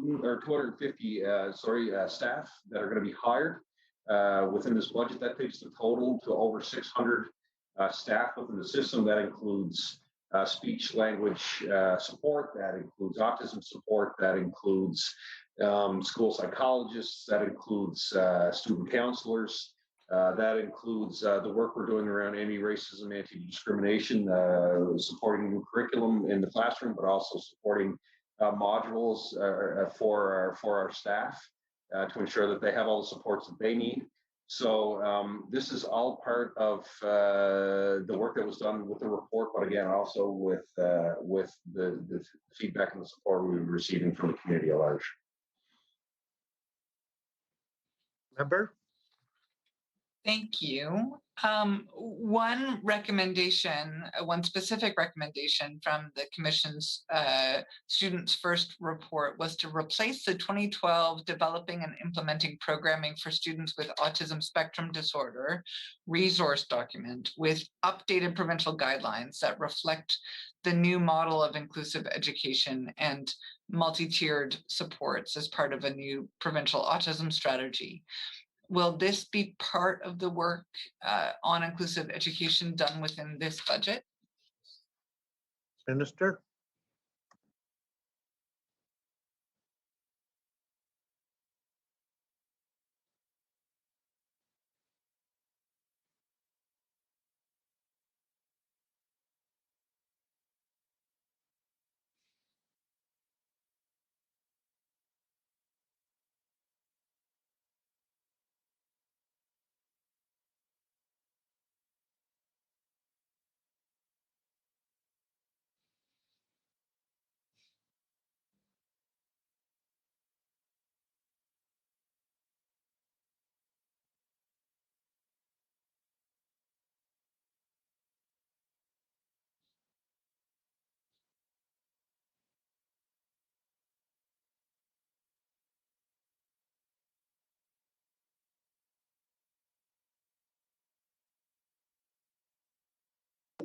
Yeah, thank you, Mr. Speaker, through each member. So yes, yes, that will be part of the strategy this year, and that's something that's important for me to ensure that it is part of this year's work and in the budget. There are a number. There's a framework around that work when we look at the new strategy, and I'm happy to have further conversations with the member as we get more information and as we move forward with the strategy. The honorable member. Okay, I will make sure that my colleague from Dartmouth South, who is the spokesperson on this file, knows that. I think there would be interested in any updated information around the framework for implementation, including budget allocations to that work. The Commission on Inclusive Education reported that many schools identified capital needs as a barrier to offering inclusive programming. And of course, this government has embraced a commitment to being entirely accessible by 2030. So, universal design also has to be implemented in our schools, some of the most important public buildings. How is the department working with the regional centers to address the capital needs of schools related to inclusion? Minister.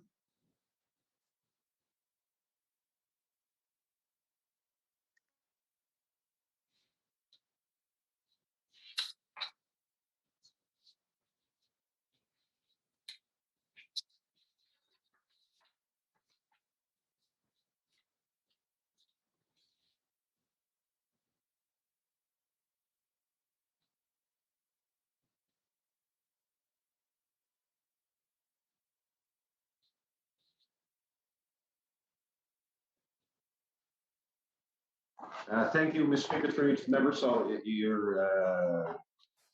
this is very important for us.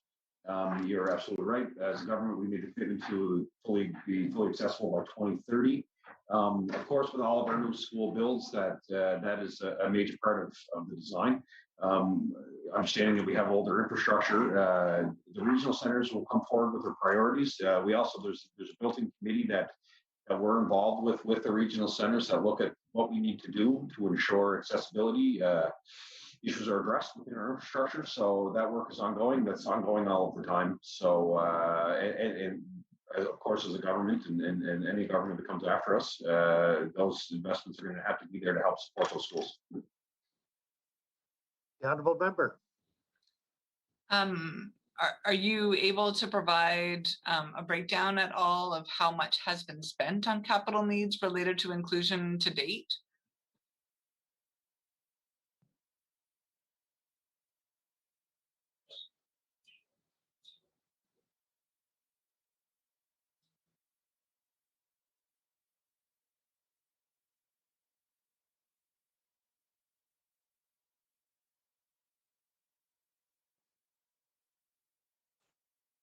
Order, please. The minister will have time to get the answers as we go on our COVID break. We'll resume again at 4:40.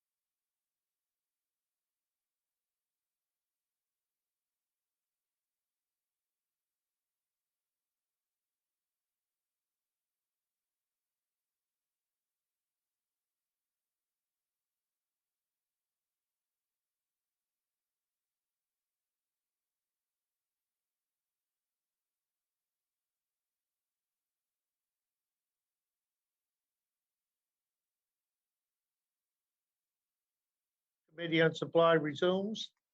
I recognize the honorable member from Halifax Needham. You have 30 minutes left.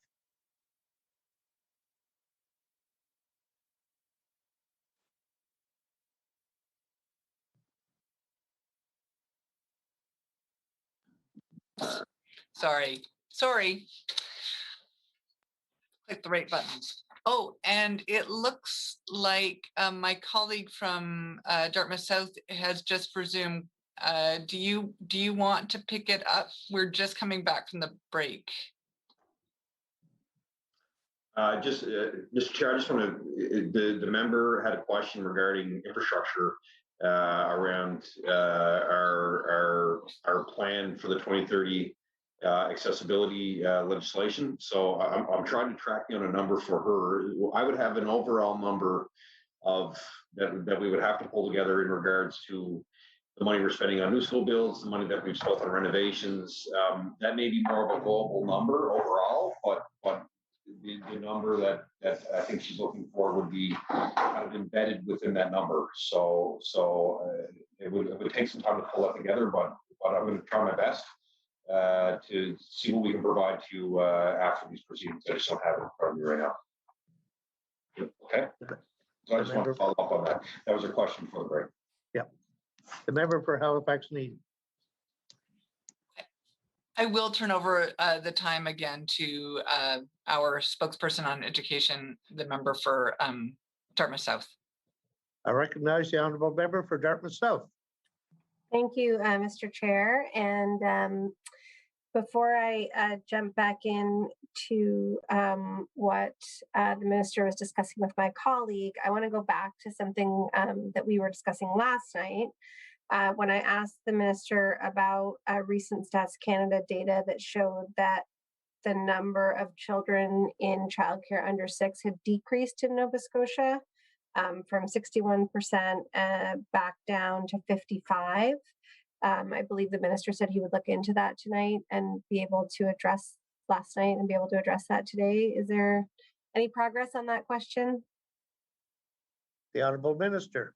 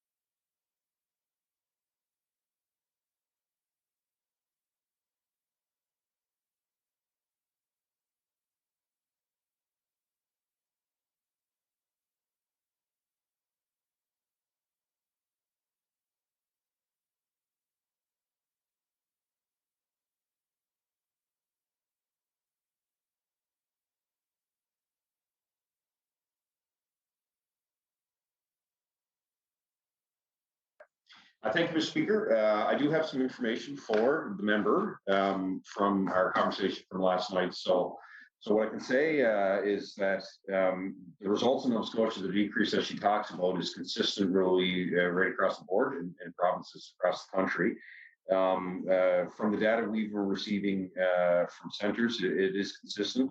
What I can say is that this is more about a bit of the drop and not the amount of spaces that are available, because we do actually have 2,000 additional spaces within the system. We just saw a drop like other provinces due to the pandemic. So, what I've said multiple times is that this is one of the main reasons why we wanted to continue to fund the sector through the pandemic to ensure that it came out of the pandemic as strong as possible. So we saw a bit of a drop our provincial centers across the country seen a bit of a drop, but we continue to maintain the spaces that are available for kids. Member? I thank the minister for that. I think it is a pattern across the country, and certainly that Stats Can report shows that. And I think that's really consistent with what I, have been trying to raise on the floor of the House this session, which is that this is a recession. This is a pandemic that is different from other economic downturns, and has impacted families and in particular women in really different ways. And we are seeing the results of that with the reduction of children in childcare, which, I would suggest and the data would suggest is correlated to a reduction of women's participation in the workforce. That may not be women leaving the workforce. It may be going from full-time to part-time, and other associated pressures, all of which is kind of fodder for our real sort of clear focus on universal childcare, because unlike the existing pre-primary program, which again we have supported, but does not have the flexibility to allow a parent to work full-time, universal childcare would do that. Regulated childcare does do that, but we can't accommodate as many children as we need to. So I want to go back to some of the questions that you were discussing with my colleague. This budget includes $2 million to create and fund 6 positions in the new Office of Equity and Anti-Racism Initiatives. And so we are told that these are to address systemic racism, promote diversity, improve the economic, social, educational, and health outcomes of all Nova Scotians, which of course we support. But my question to the minister is, how will these people and initiatives work within or liaise with the education system, where we know so many of these issues are present and also where sometimes they start? Minister.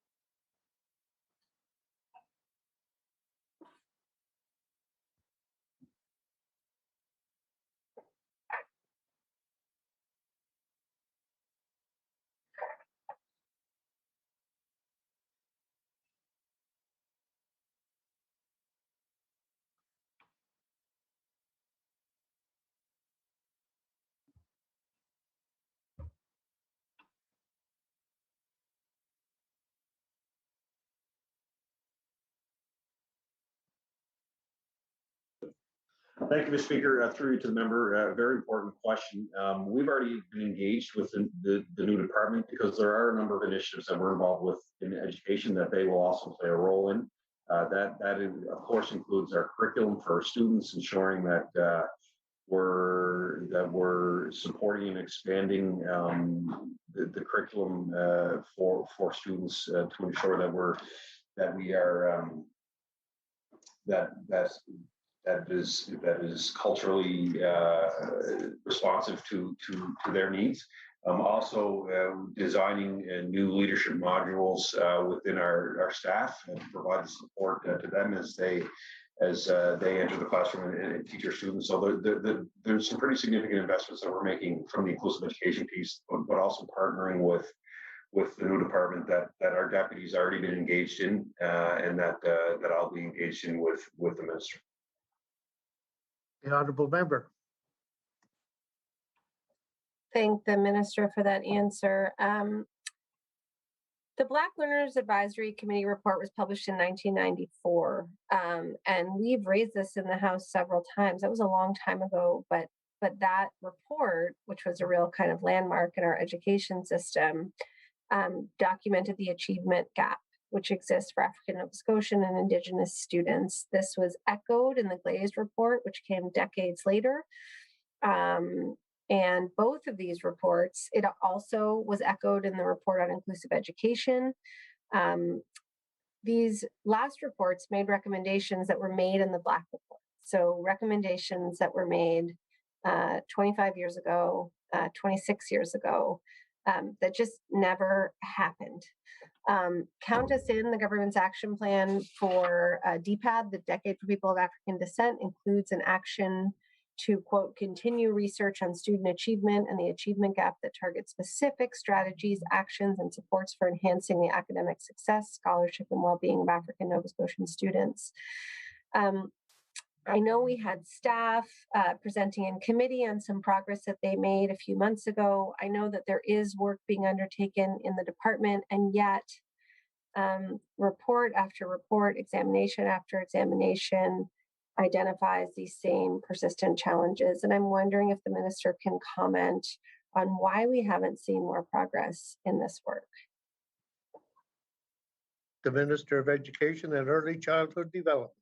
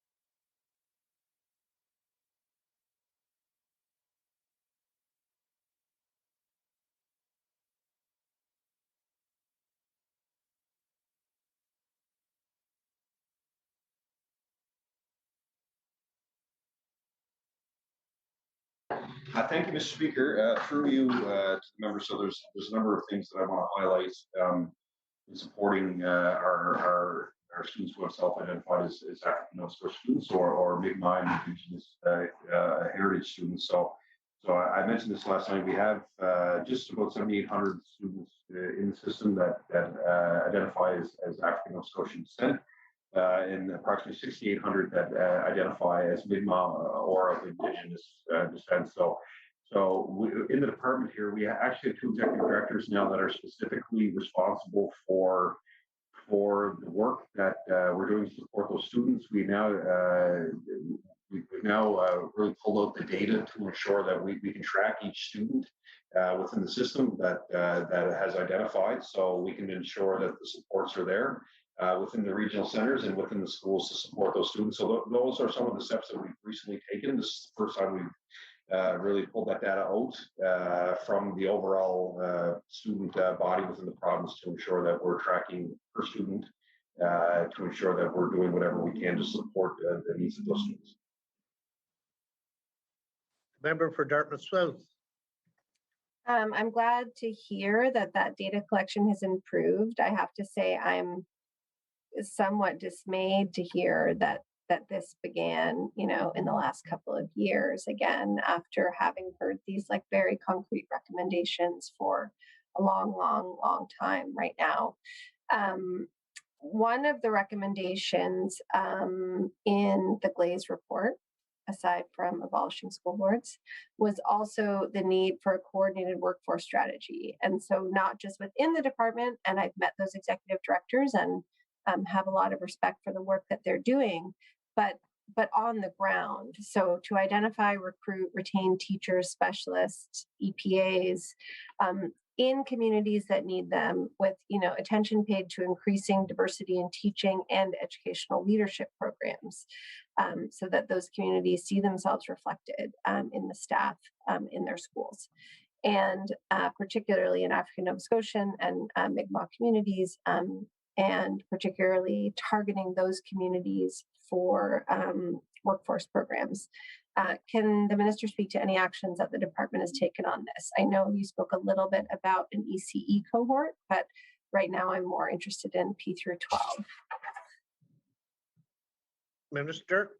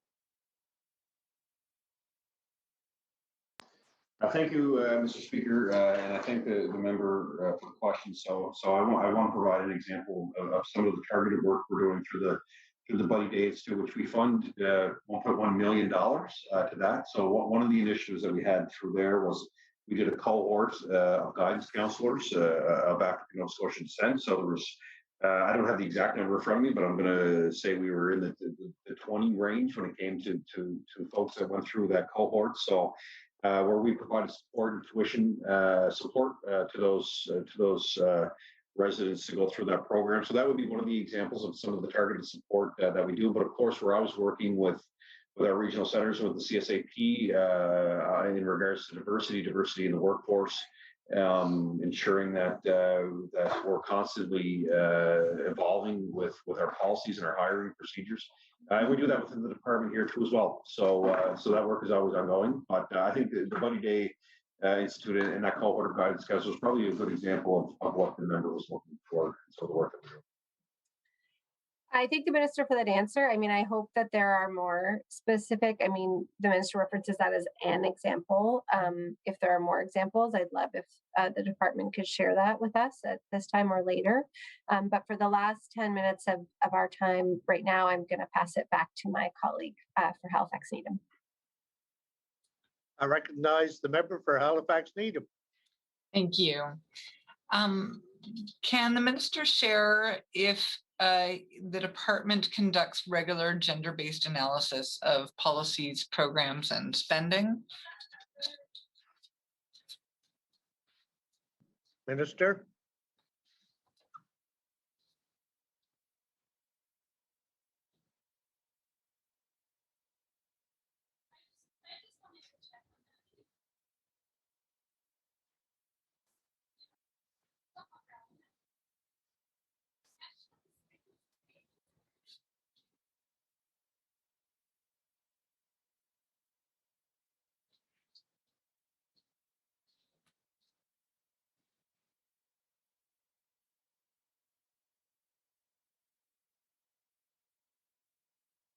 Sounds good. Mr. Speaker, I'm just going to ask, just for a little bit of clarity, if I can get the member, we're just trying to pull some information together for her. So can you, so is your question around gender-based analysis within the department or across the system?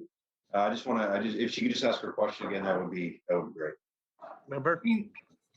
The question includes policies, program, and spending. So I think that would include decisions and policies in the actual school system, but also within the department curriculum. Minister? Just give some more.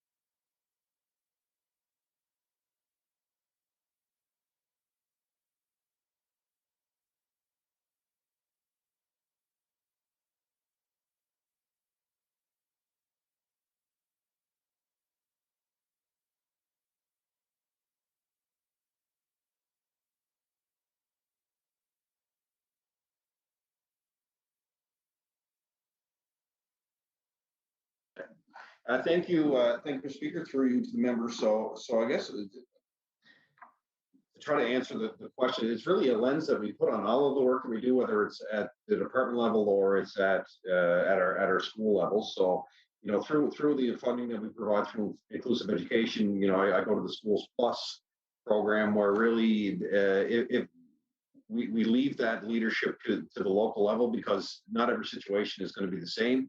If there's a particular situation happening within a school or within a community that they want to design programs around, the funding is there for them at a local level to do that.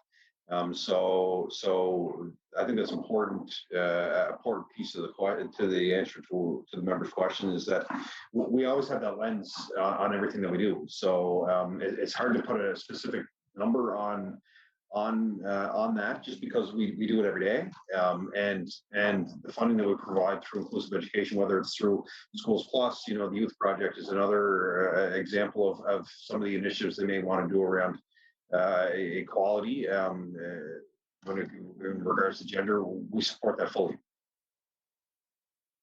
Member with about 6 minutes left. You're muted, member. Sorry, thank you. Thanks for that answer. Well, maybe something a little bit more concrete. During the pandemic, we know that many parents had challenges related to childcare. During the time when schools were closed, how were staff in your department supported in managing their childcare needs? Minister?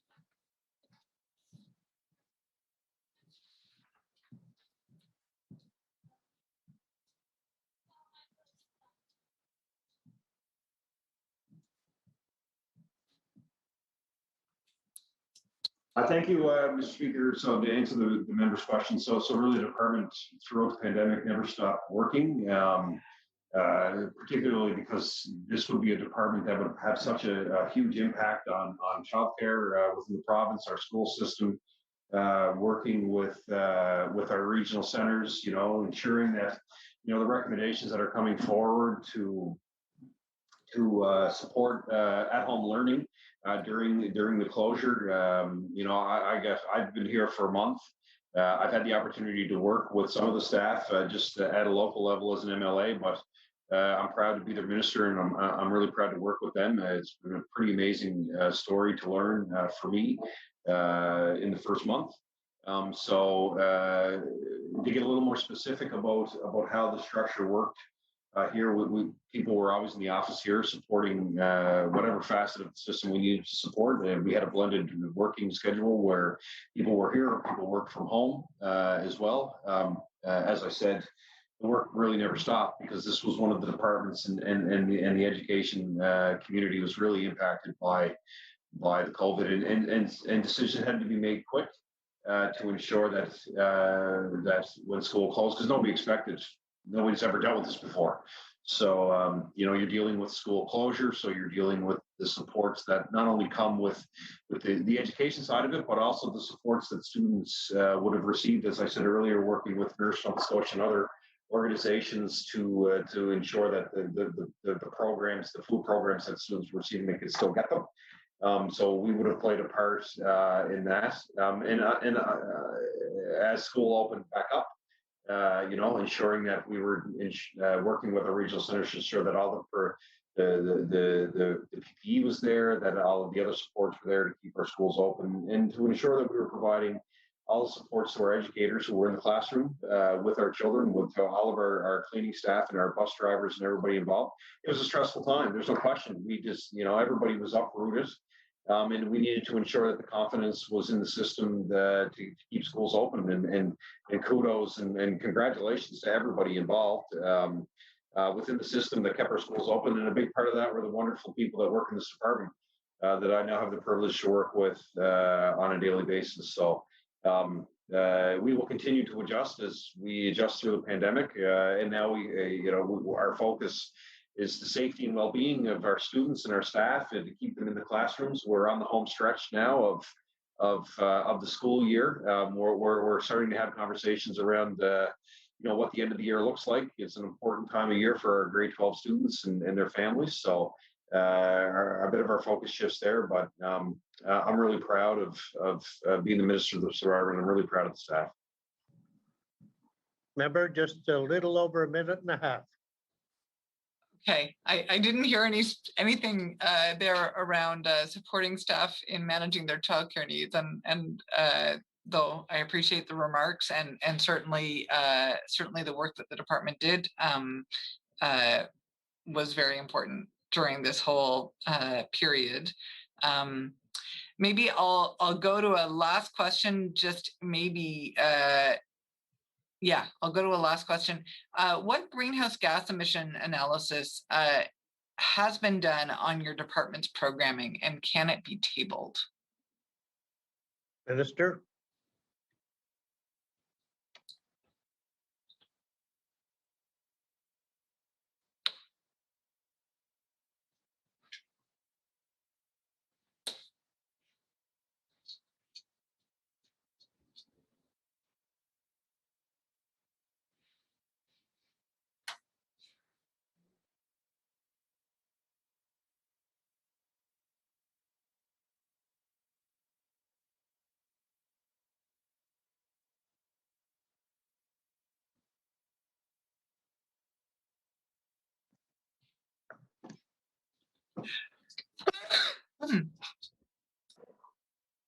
Bless you to the member.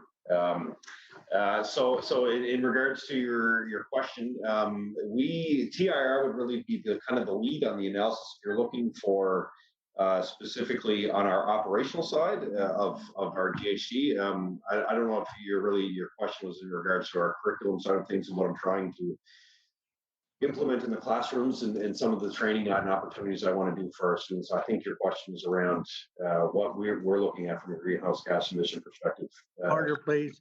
Oh. The time for the NDP caucus for this hour has expired. I recognize the honorable member for Northside Westmount. Thank you, Mr. Chair, and I will, if the minister would like me to re-ask my question surrounding the Northside Middle School and what the development plans are, just to refresh his memory. Minister. Thank you, Mr. Speaker, and I appreciate the question from the member. It's been a long time for that school. The good people of the North Side have been waiting and deserve it, and their kids deserve it, and the teachers deserve it. So that's why it's part of the list. I'll say this. I think it's great some of the investments that have been happening on the North Side lately. Our government has been committed to some of the work that's happening over there. First and foremost, we have major healthcare redevelopment where we're seeing new long-term care facility, laundry facility, and healthcare center. Something that doctors have been working hand in hand with government to ensure is a reality. That's hundreds of millions of dollars of development. Some of the work that Haley Street's been doing and our commitment to supporting adults with diverse needs in the community has been important. I'm really proud of the work that the food banks are doing over there, and I know the members been involved with that. And then most recently on the weekend, the work that Kenny Bradley and the crew has been doing around the ball field over there in Sydney Mines. These have been important investments for the North Side. We're hundreds of millions of dollars of investment as a government on the North Side, and the school is really a piece of that process. So TIR is still going through their site selection process. There's, as I've said, there's a site selection before we would go into design, and community would provide some input. But I want to assure the member from Northside Westmeath that it's in the capital plan, and it's something that he asked me a few weeks ago actually, and I'm glad that we can have the conversation more today. So looking forward to another exciting investment on the North Side by this government, and most importantly for our students in the community. Member. Thank you, Mr. Chair. I'd like to thank the minister for that. TIR is, well, it's not TIR anymore, I don't believe, but anyway, that they're in the site selection mode now. Just one last quick question to the minister before I pass off to my colleague from Argyle Barrington. As the minister is probably aware, Memorial High School services the entire North Side, as far as Quebec and Cape North in some instances. And what makes Memorial unique is the vocational programs. Unlike traditional high schools where it's all academic, there is the vocational aspect to it. Those vocational instructors are all tradespeople, and there's a whole set of parameters, qualifications, and the like that those teachers have to have, which makes them quite different from your normal classroom teacher. And I was just curious from the minister's standpoint, does the department, and I know some of this trickles down to the Center for Education, well, what's the Department of Education's policies related to having a queue list of suitable tradespeople that can flow into those vocational settings if there are vacancies? In this instance, there was an electrical instructor that was off since before Christmas, and that position was just filled in early March, I believe. So, and I appreciate that they have to get approved. There's all sorts of standards that have to be done, but I would think that there'd be some sort of queue list of 10, 15 viable candidates that would be already pre-approved that could be deployed in that instance. Thank you, Mr. Chair. Minister.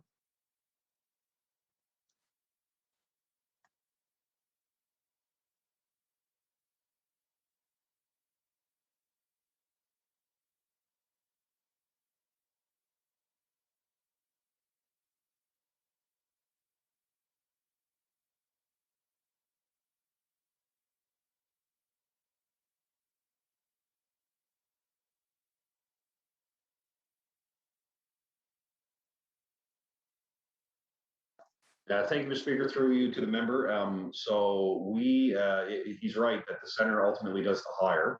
But what we do as a department is we work with our sector councils and various trade representatives to ensure that they're aware of the opportunities that would exist within the center at home or other regional centers around the province. So that's the biggest role that we play as a department. But ultimately, the hiring does go through the center. The honorable member. All right, thank you, Mr. Chair. I'll now pass the baton over to my colleague from Argyle-Barrington. I recognize the member for Argyle-Barrington. Thank you very much, Mr. Chair, and thank you very much to the minister and his staff for joining us this afternoon and for the opportunity to ask a couple of questions.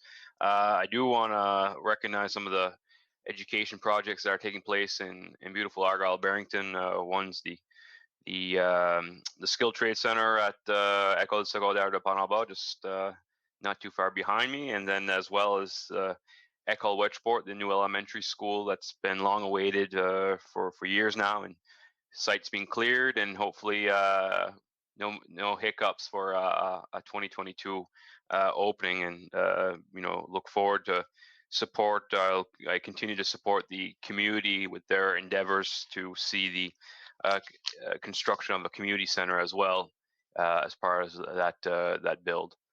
I do want to ask the minister about and one of the probably first announcements that came from him was regarding the AED announcement for schools, and I was very happy to see that policy implementation. Part of an idea that was introduced in a piece of legislation from my colleague from Queen Shelburne, and that we had sort of dubbed Brody's Bill. So I'm just wondering from the minister, is there going to be a standardized placement in the schools across Nova Scotia for AEDs? The honorable minister.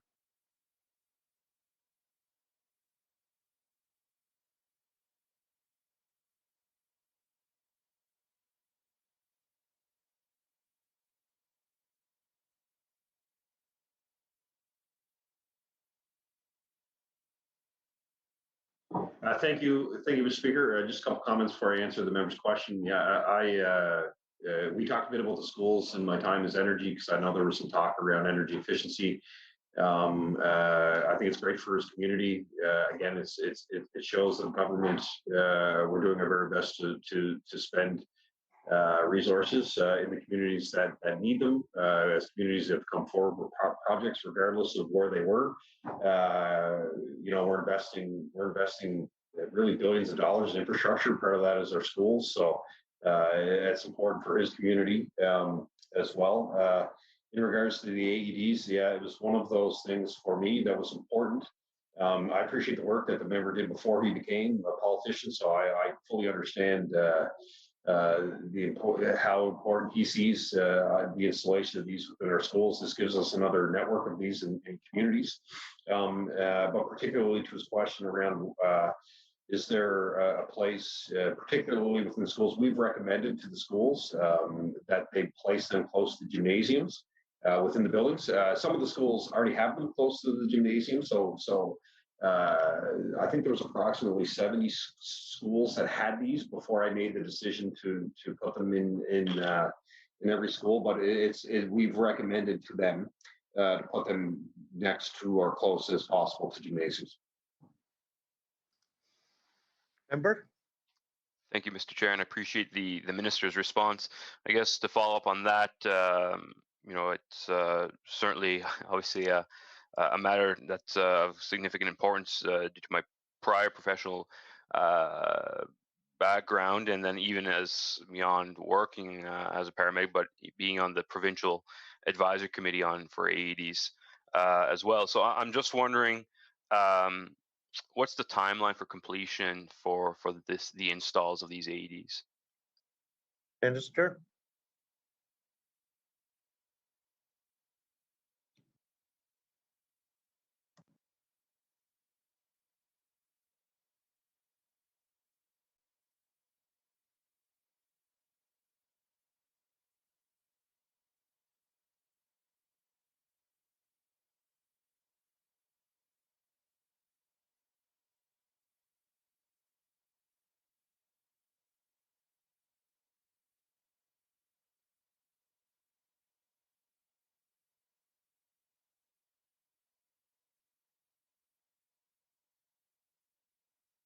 Thank you, Mr. Speaker, through you to the member, and I actually have a good friend who's a paramedic. He's actually one of the managers here at Sydney Max, so you may know him, not just through work. He's a good buddy of mine.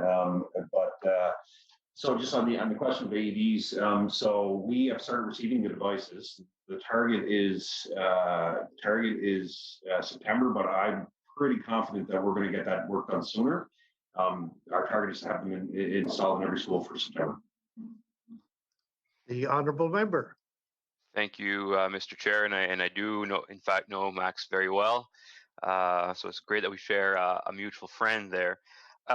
Another element of Bill 143 was EpiPens and Narcan in schools, and I think at the time it was in the legislation for junior high and high schools.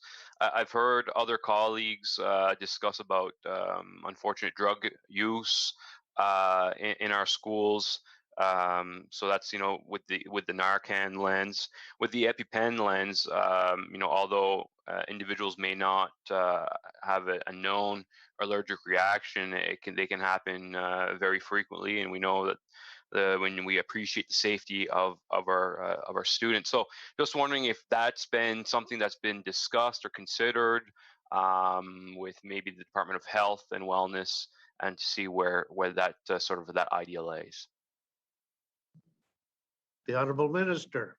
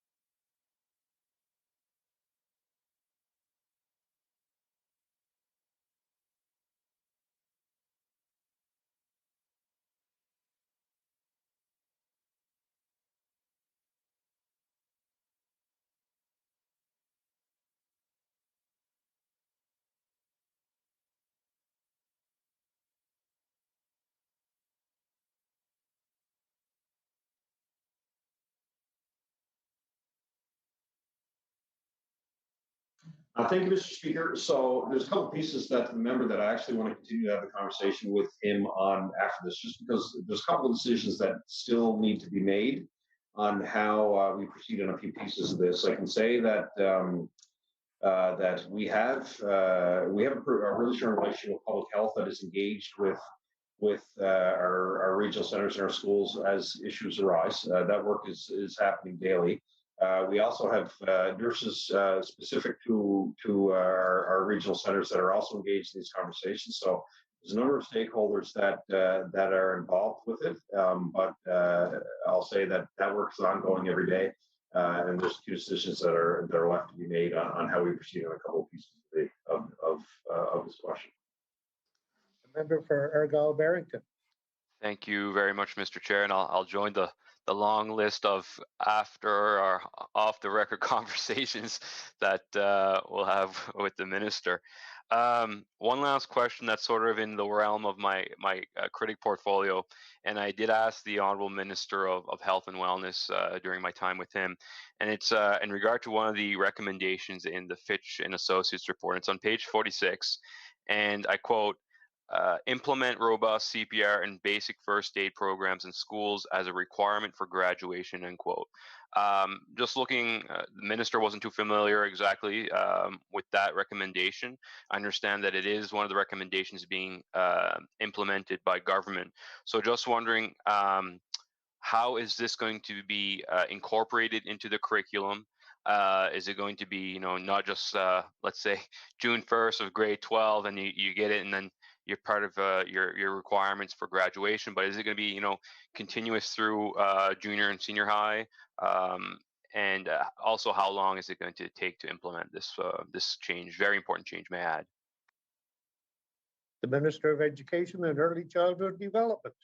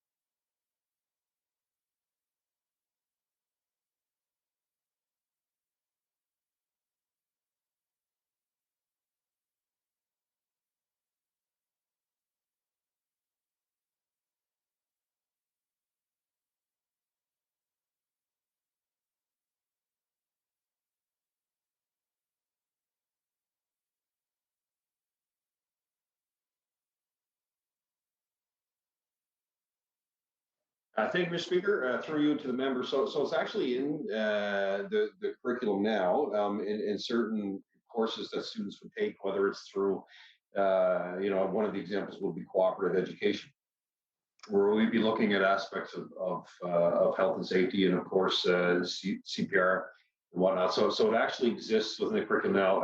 In regards to the question from the member, in regards to the report, we're actually working with health now to determine what the next steps are going to be. But I think it's important to recognize that it actually is in the system now in certain aspects of it, so students can actually take it and learn the skills necessary. But there needs to be a further conversation with health on how we proceed into the future.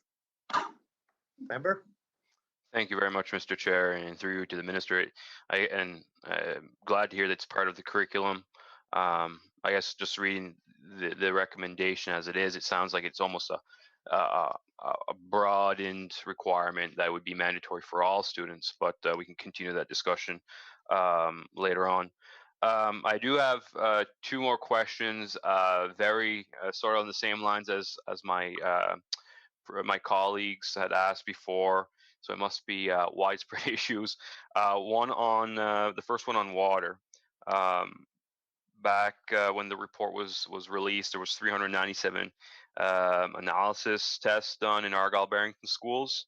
66% of those tests exceeded acceptable lead concentrations, and 55% of those exceeded copper concentrations. Just looking for an update from the minister on how things are progressing to improve water quality in schools, not only in my constituency of Argyle-Barrington, but across the province. Minister?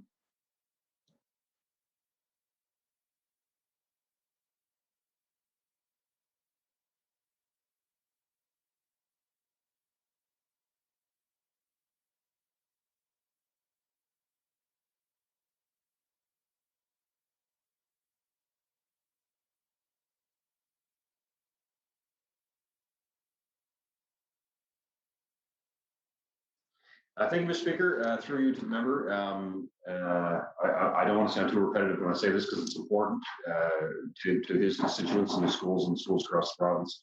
And the most up-to-date information for schools, particularly in the members' area, would be on the regional site, so you can go there and get an update on the work that's been done. What I'll reiterate to the member again is that we are installing these new stations across the province, these water stations. When we do that, then we will do additional tests to determine if the installation of these stations has corrected the situation to bring it down to the required levels that it needs to be for what the members offered. And if not, then we have to look at additional remediation. So that would be the next step. The honourable member. Thank you, Mr. Chair, and I appreciate the minister's update. I do want to touch on the topic of busing, and I'd like to hear the minister's thoughts on busing of students where there's split families and where they may be just on the border of catchment areas. I have sent off a note to the minister's office on this, on one particular case in my constituency, and communicated with the Regional Center for Education. It just seems that students are somewhat at a disadvantage, at no fault of their own, because of split families and not enough maybe flexibility when it comes to busing policy. So just wondering if the minister could provide a few comments on that and his thoughts on entertaining any exemptions to cases like this. The honourable minister.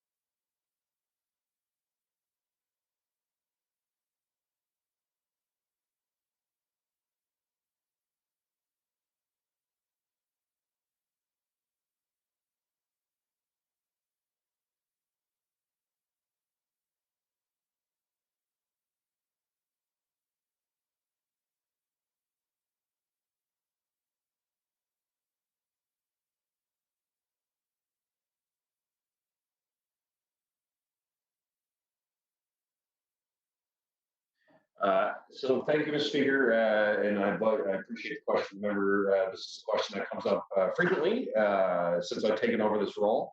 And again, what I'd like to reiterate to everyone is that really the decisions are made at the regional center. I know that there are some situations. I deal with them myself as a local MLA, and I know the chair does as well in his community. We're talking to a few families there as well, but I think the best way to try to address these is you went to the regional center. Listen, I'm always happy to have the conversation about any situation, but we leave that ultimately the decision to the regional center. But I would ask maybe the member and I can have a side conversation at another point past this. The honourable member.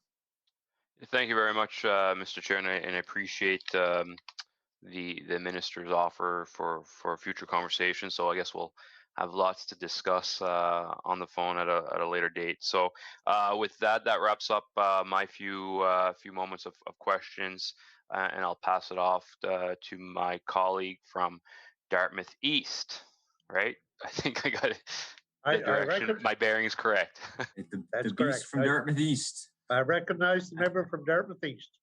Thank you very much, Mr. Chair. Through you, Mr. Chair, Minister, it sounds like there will be a lot of follow-up discussions. That's great to hear. With respect to our discussion last night, specifically on our discussion on prescription drugs and opioids, and that being a specific curriculum outcome in our schools throughout our grades.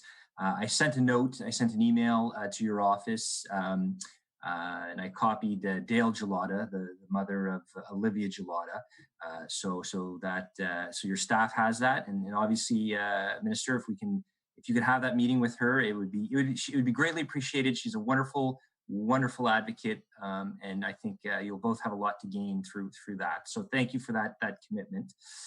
Second thing, just in terms of a follow-up, we had a brief discussion last night on incidents of bullying and cyberbullying, and it was indicated 2019, 2020 that incidents had been down 14%, but you mentioned that you get the number as to how many incidents of bullying or cyberbullying occurred in 2019, 2020. I was just wondering if you had an update on that. Minister?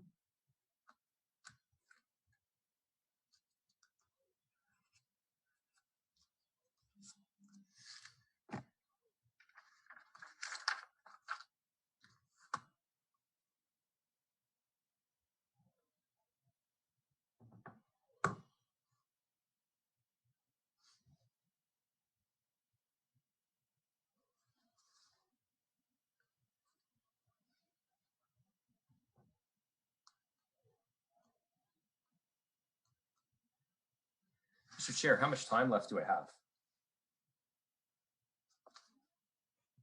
About 3.5 minutes in this round, and then there's another 30 after that. I'm just looking, Mr.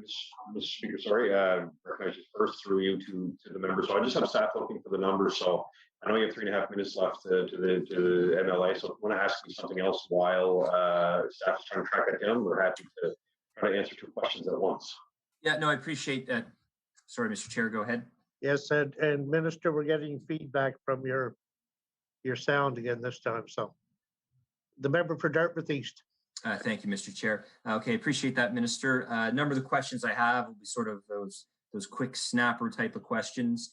Just want to return to the topic of staffing throughout our schools here in Nova Scotia. Does the department know how many teachers we're expecting to retire this year? Minister?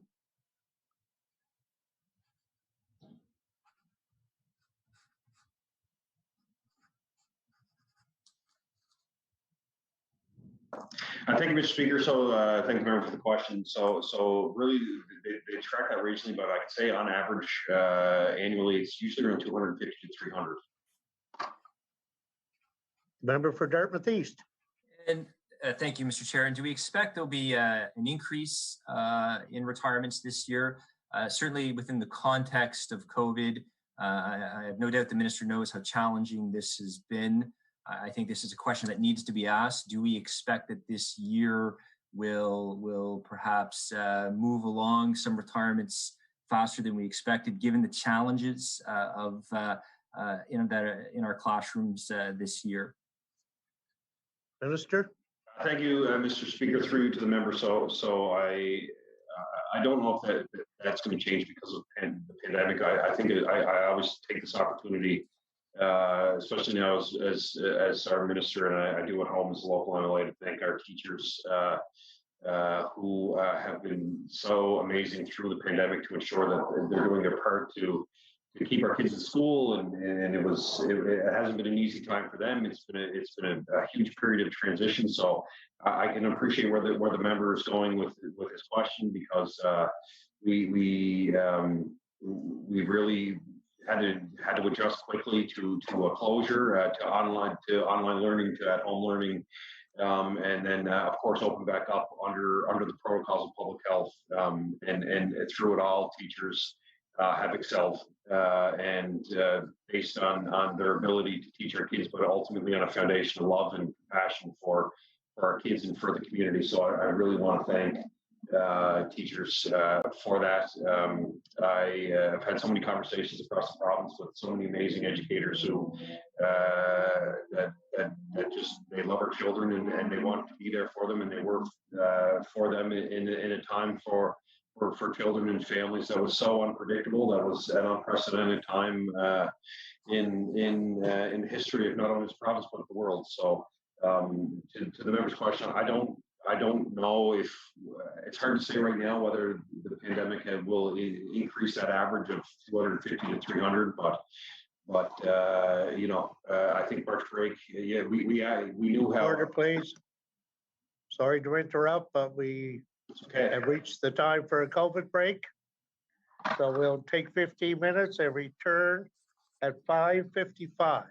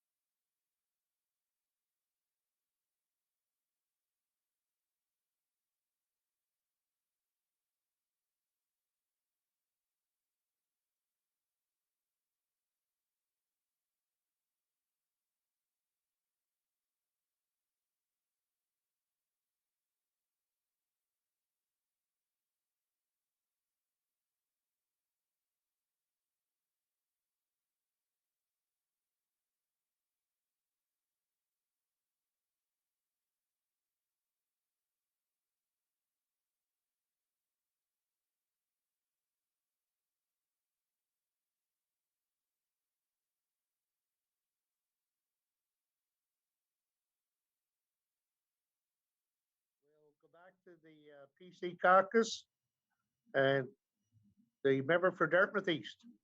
Thank you, Mr. Chair. As much as I enjoy spending time with the minister, it's a privilege. I want to ensure all our colleagues get an opportunity to have a discussion with the Minister of Education. So I yield my time to the member from Cumberland North. I recognize the honourable member from Cumberland North.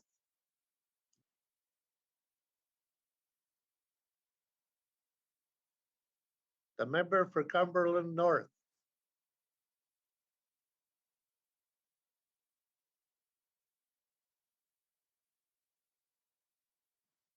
We'll go back to the member for Dartmouth East until the member from Cumberland North is available. Thank you, Mr. Chair. And so, Minister, as I'm sure you're probably aware, there were staffing pressures pre-COVID.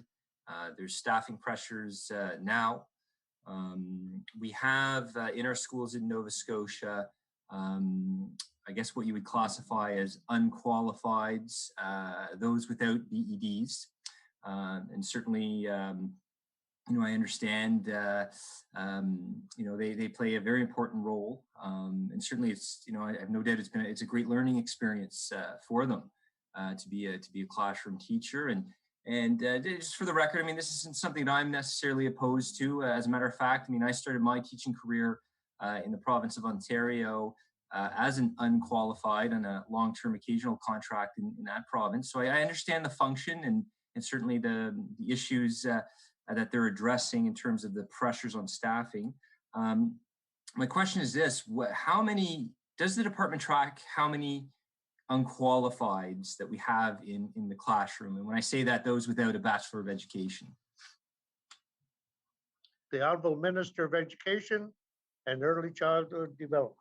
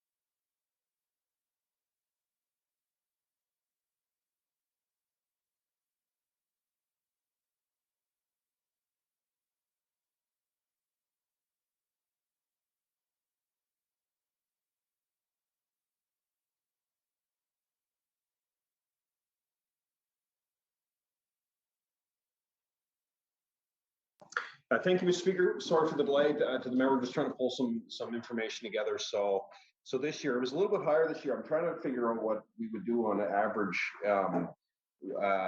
any given year, but the pandemic, of course, played a bit of an impact there when it came to the number. So this year we issued 213 permits. Of those 213 permits, 102 actually taught. This would be somebody with an undergrad degree with some experience, as the member would be familiar with, as he was a teacher in the system. So we had 102 of those permits actually teach at the time. Again, that number is a little bit higher due to the pandemic, and of course this would be for instances where we would not have a sub available and or a course or that would be difficult to find somebody to actually act as a sub, so more specialized course, as he would be aware. So I believe answers this question. Member? Thank you, Mr. Chair, and thank you, Minister, for the response. I'm not necessarily in the business of giving unsolicited advice, but I think with those numbers, you have a lot of uncultivated teaching talent right there that could be harnessed and directed into a BED program as appropriate. And certainly, while it's not ideal, I know it is fulfilling a function. I know the schools my children attend. I know there's been unqualifieds in the classroom, and I think you talk about baptism by fire for a lot of these folks. So I see a lot of potential there to direct that talent, hopefully, into a Bachelor of Education program here in the province. That being said, I'd like to yield my time to the member from Cumberland North. I recognize the honorable member from Cumberland North. You have approximately 16 minutes. Okay, thank you, Mr. Chair. And I'm going to ask the minister a few questions. I have several schools in Cumberland North. The first school that I'd like to ask the minister a question about is Wallace Elementary. It's a very small school with a small population with a fair amount of vacant space. And I'm wondering if the minister would be able to share what the future plans are for that physical structure. And additional question, would there be any opportunity for a community member to provide daycare services or other children's related supporting activities in that physical structure? The Honorable Minister of Education and Early Childhood Development.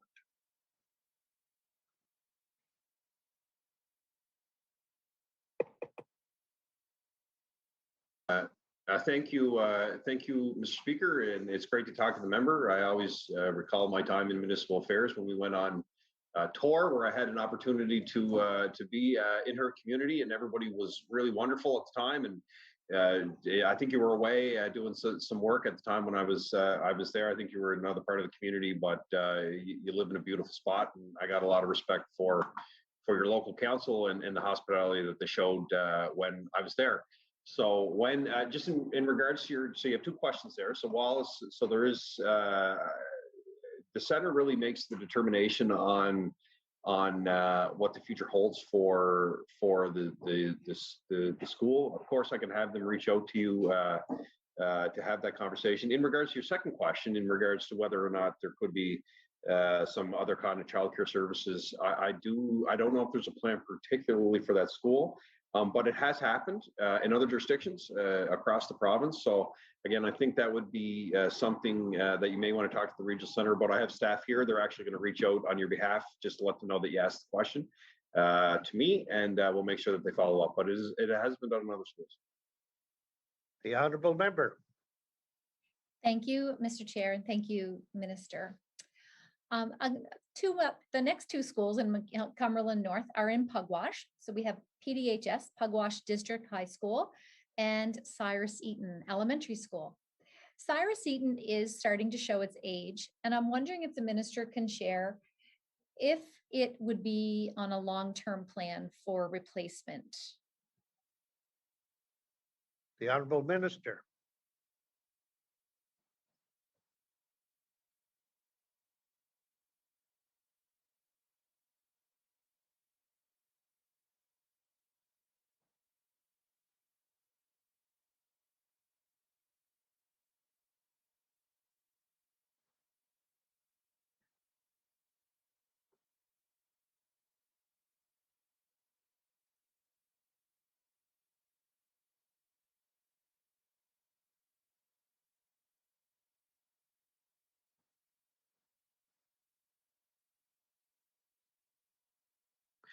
Thank you, Mr. Speaker. Through you to the members. So anytime that that we look at when we build the capital plan for schools, it really the direction starts with the regional center. So the regional center would provide the priorities for replacement or any other kind of infrastructure upgrades to the buildings.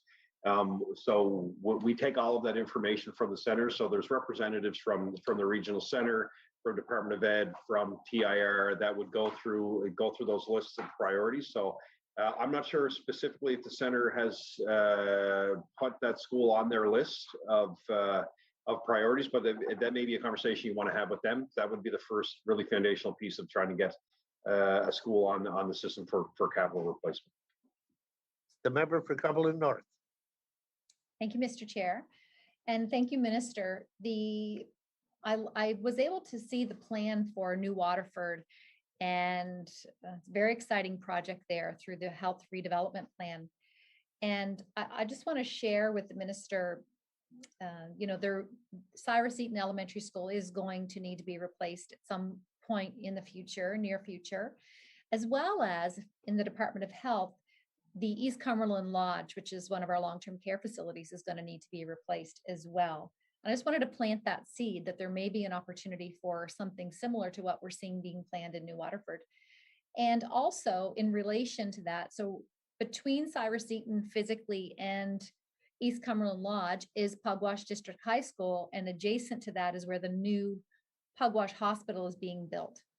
And I wanted to just plant a seed with the Minister and also ask the question, has there been any discussion around creating an efficient heating or electrical system that could be shared with all potentially 4 of these physical infrastructure pieces that would be owned by the province? Technically, East Cumberland Lodge is owned by the municipality, but again, a government piece of infrastructure. Minister. Thank you, Mr. Speaker, and thank the member for her comments on the development in Waterford and her question around energy. So there's a couple of different departments you can actually ask that question to. There and possibly a few suggestions from my previous life in energy and lands and forestry as well. So I'll say the New Waterford project is spectacular, and I really think that future development in communities across the province should look at that model. The community really rallied. That's probably the largest project in recent memory for that community. That is a massive redevelopment, which is going to not only provide the new infrastructure for their school and their healthcare, and again being led by local doctors in the community. So we're taking our lead from them on what they see. That is a kind of a first in Canada kind of approach when it comes to giving students not only the educational opportunity with the infrastructure and the more traditional learning, but also the tying the healthcare into it to see what opportunities are there for them. Tying that whole collaborative kind of approach to it is amazing. So I would never discourage you from trying to pursue something like that in your community or any community across the province. I think it's just really, it's been an amazing story for the island overall, and for that community that's getting that new infrastructure. In regards to energy, there's actually a couple of departments you could look at when it comes to the energy side of things. I know that on the lands and forestry side, they look at some of the pilots doing around wood heat or whatever. So I would encourage you to reach out to them as well to talk about some of those conversations. They may actually be looking at some of that stuff within your community. For us, we wouldn't get into the energy side as much. We work with TIR, of course, on the review process when it comes to new infrastructure for schools, whether it goes on a current site.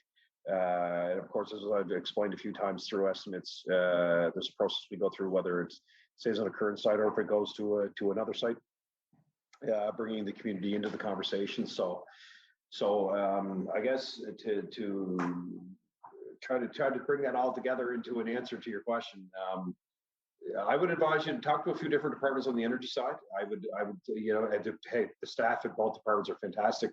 Had the honor to be the minister for an extended period of time. So I would bring your concerns that way to them to see if they're looking at any kind of energy projects within the community.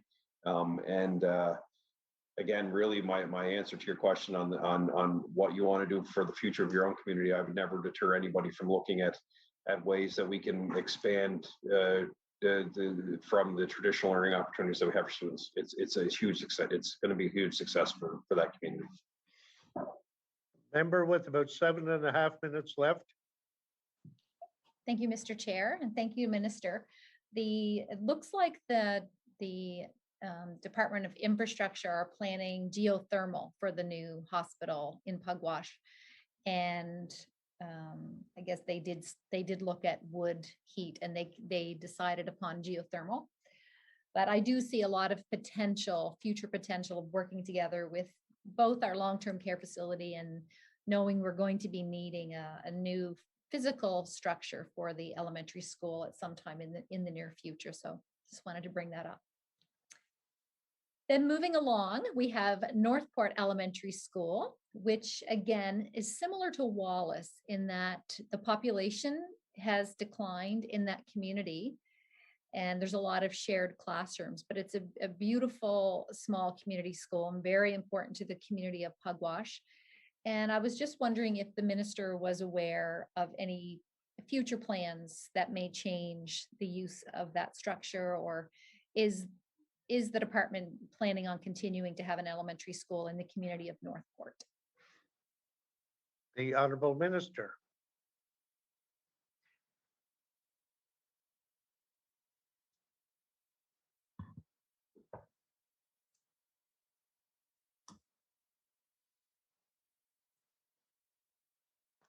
I thank you, Mr. Speaker, through you to the members. So there's no plans at this time to make any changes. So, but of course, we're always interested in hearing from our communities and our students and our teachers about any initiatives that they want to bring forward to help support their students.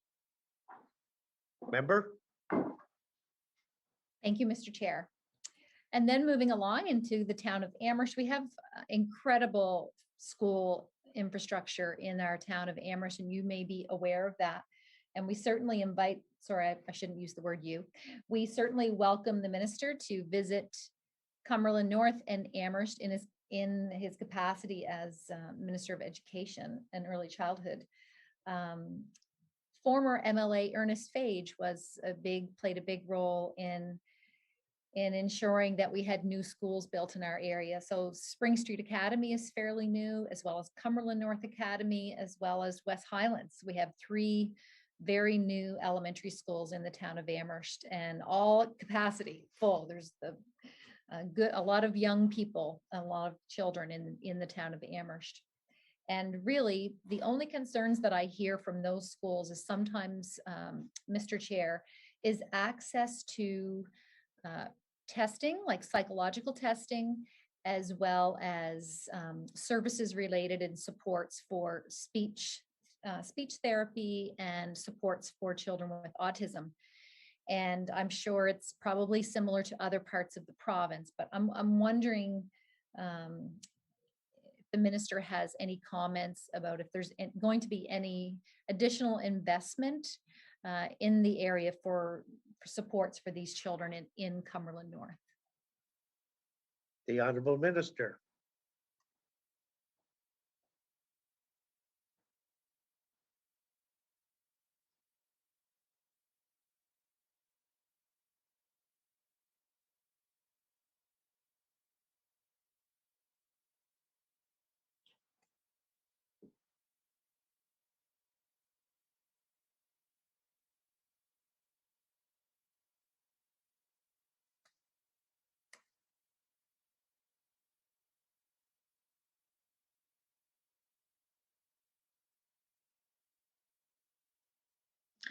Thank you, Mr. Speaker, through you to the members. So there would be access to many of the programs that we provide across the system in that particular community when it comes to speech language support, or it comes to community health support. A lot of the things that we offer within our inclusive education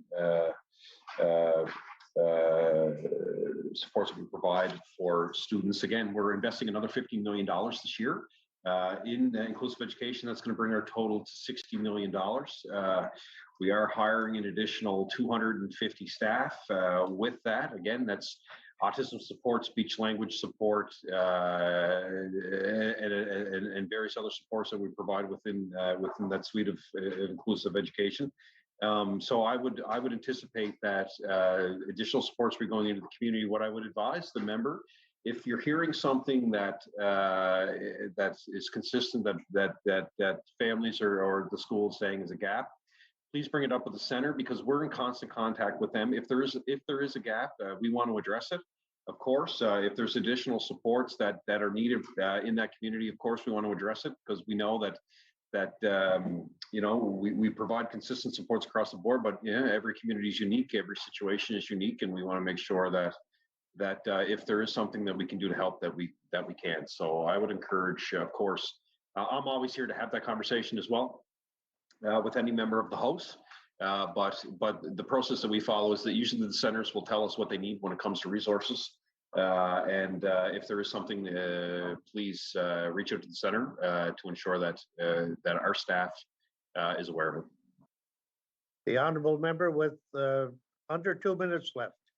Okay. Thank you, Mr. Chair, and thank you to the minister. So our last two schools in Cumberland North are E.B. Chandler Junior High, and then ARHS, Amherst Regional High School, and that covers all of our schools. My last, I'm going to make a couple of comments because there may not be time for you to answer all the questions. So three other things that I wanted to bring up. One is a common theme that I hear from business owners in our community, and this has been an ongoing issue for about 10 years, is that they don't feel that the schools are educating the students enough about opportunities in our own community for employment post high school or post secondary education. So that's one thing. The second thing is I'm wondering if there's any initiatives for local food and teaching our children about how to grow their own gardens and food. And the third issue I wanted to bring up, and this has been discussed with Mr. Gary Adams in the past, and that is the issue and concern of illegal drug use in our high school and addressing those concerns with student safety. So those are my last three comments. Minister, if you can answer that in 25 seconds, you're doing well.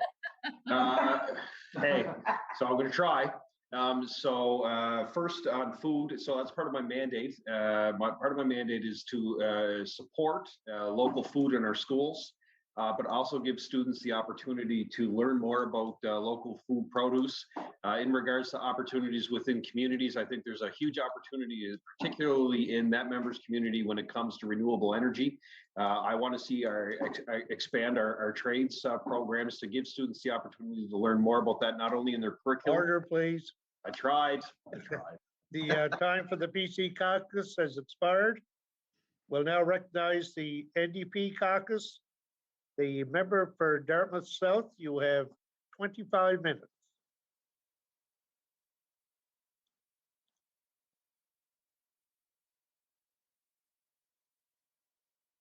You're muted, member. Yeah, no, I know I couldn't get off mute, but here I am. I think this happened last time. Sorry. So I'm going to use 10 of these minutes, and then I'm going to yield my time to the member from Cape Breton Richmond. I have more than 10 minutes worth of questions, but I will also start with a couple of just local questions. One is about the Southdale North Woodside School in Dartmouth. It was replaced theoretically just after I was elected. Construction finished on Dartmouth South Academy, which by the time it was built was already seemingly not big enough for the cohort that it attracted. And we know that the real estate market in Dartmouth is booming, and there's a lot of kids. So the school down the street was retained by the Department of Education, I think, for storage for the last few years, but now is home to the pre-primary program. It needs work. So the school grounds are just kind of like rough asphalt everywhere. And clearly the school was sort of in the process of being decommissioned as a school and then was started up again. I'm glad the department retained the school and didn't revert the property back to the city of Halifax, because I think we will need that capacity, but I'm wondering if the minister can tell me what, if any, plans there are for that site. the Minister of Education and Early Childhood Development.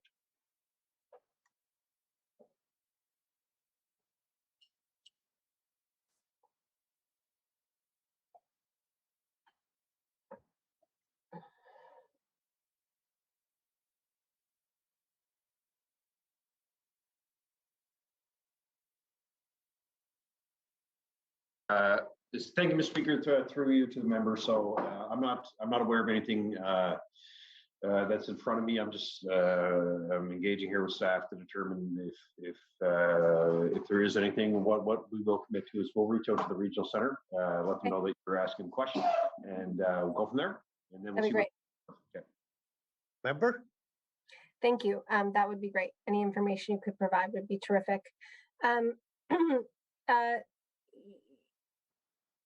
There are some big gaps in notwithstanding the investment in inclusive education. There continue to be gaps.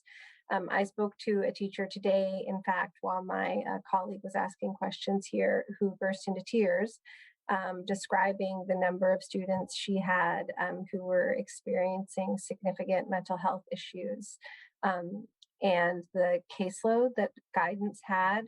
The IWK Choices program, which I know would be the purview of the Minister of Health, but they're now booking 3 to 4 months out for a single appointment. Most private clinicians in HRM are not taking patients at all, and I know it's worse in many rural areas.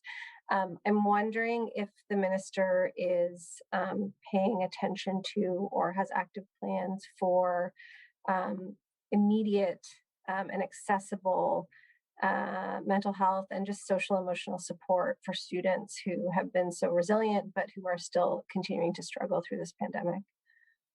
The Honorable Minister.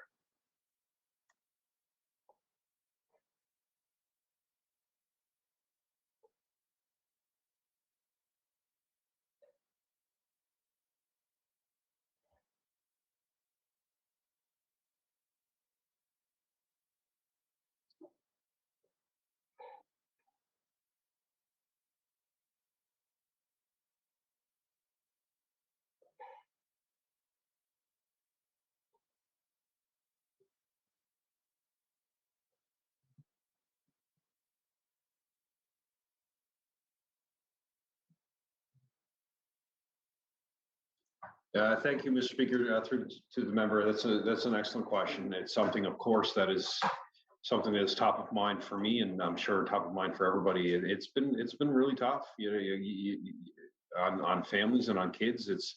It's in many cases for younger kids, they never really understood what was taking place. It's something that we've all had conversations with our own children about as we had to close down schools, and now it's been quite a year where we've really in some cases really hard to describe what kids have been feeling about this, and the fear that has been there in the community, trying to keep everybody safe, and they've been so resilient through all of it. So you're absolutely right. It's something that's top of mind for me. What we're doing is working with health to determine how we can quickly address some of these concerns that are coming from our educators, and the amazing work that they've been doing to try to keep kids together through this. Right? It's been tough, and they've been wonderful through it. So we're working really closely with the Department of Health to see what we can do as quickly as possible.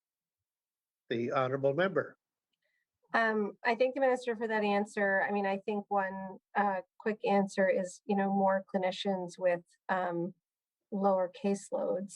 And I'll just finish that by saying that, when I finished my conversation with that teacher, what she said to me was, kids come to me and they are struggling. And when I can't offer them a resource, if they need more than just me and I can't offer them a resource for months, what that tells them is that they're not important. And so I really hope that there's kind of urgent attention to this for my kids, for our kids, for all kids. But in my last few minutes, want to ask, in your ministerial mandate letter, you're directed to review the IPP program. This has been a real issue, particularly in racialized communities. There's a lot of conversations about the ways in which IPPs are used and inappropriately used. Can you describe how the review, which is described as a collaborative review, will be undertaken? Minister?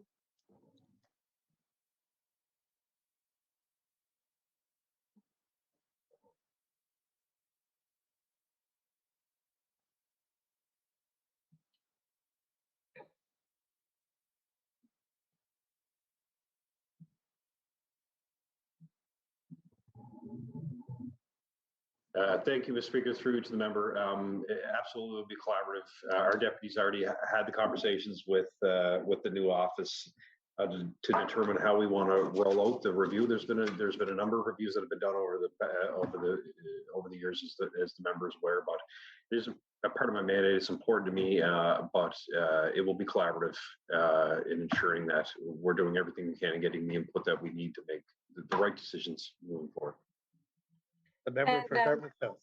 Thank you. And the Afrocentric cohort program at Auburn Drive started a few years ago and seems to have been a pretty resounding success. We've heard Karen Hudson's name a few times in the chamber, and I think for really good reason. But I'm wondering if the department has plans for establishing similar programs in other schools. Minister?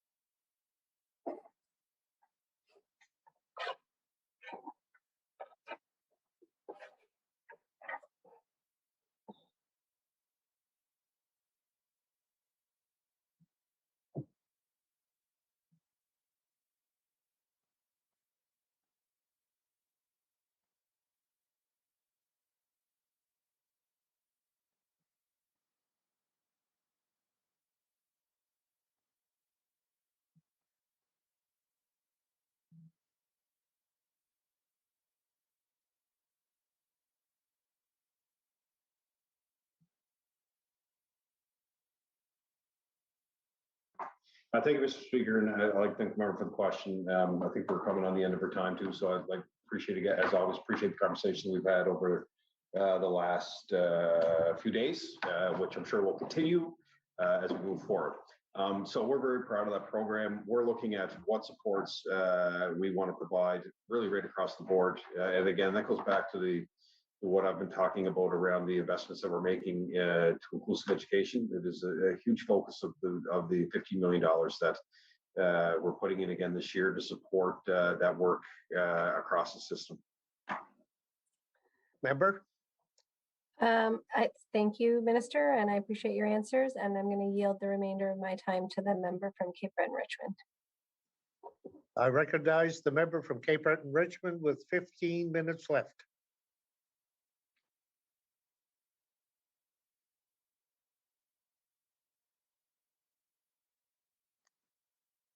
No mic.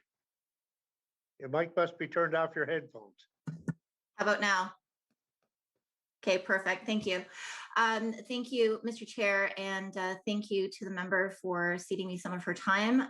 Less than 15 minutes now, so I feel like, Mr. Minister, we're about to embark on what I can imagine might be a form of, what speed dating must be like. So let's get her done. Wanted to just start off by saying I'm a parent to a son that's now 31, but who went through both the provincial school program through French immersion, and then went through the Conseil Scolaire Acadien, and then ended up his education finished in a private school for the last 2 years, which cost me a small fortune, but ended up having an IB diploma at the end. And so my first question, having had that kind of broad experience of the different school systems, Can the minister tell me if there are any plans to expand the opportunity for IB programs throughout Cape Breton Island? And specifically, I'd like to know within my own constituency of Cape Breton Richmond. And I ask this simply because I know of the value that came from my son going through that IB program, as grumpy as he was sometimes with the amount of homework. Minister?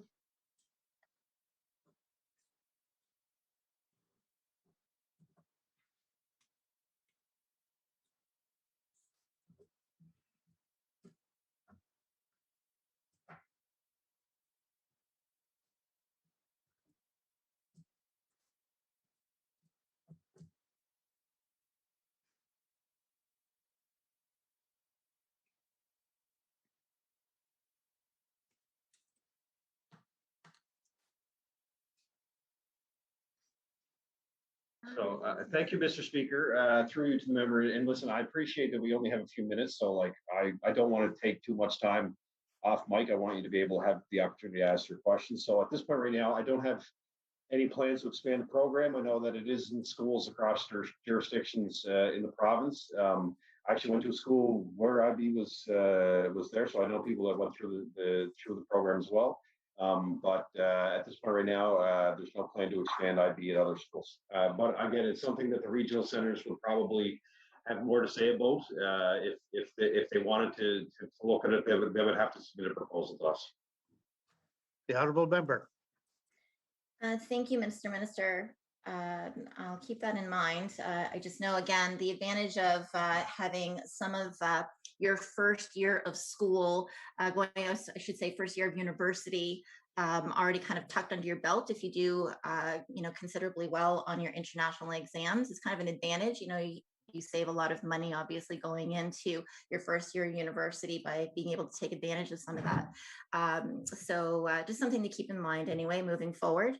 The second thing is, and I believe another member had touched upon it earlier, was local procurement.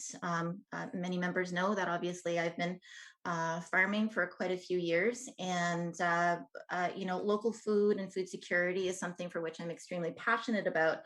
I know in other areas of the world, specifically in France, the kids sometimes they have lunch together and they use real utensils, and there's one child that is responsible for making certain that the table is set. The other kids are in the kitchen actually preparing the food, and it's an actual event that they're utilizing some time as part of the curriculum, that they all have a responsibility to either prepare the food, to prepare the table, or to do cleanup.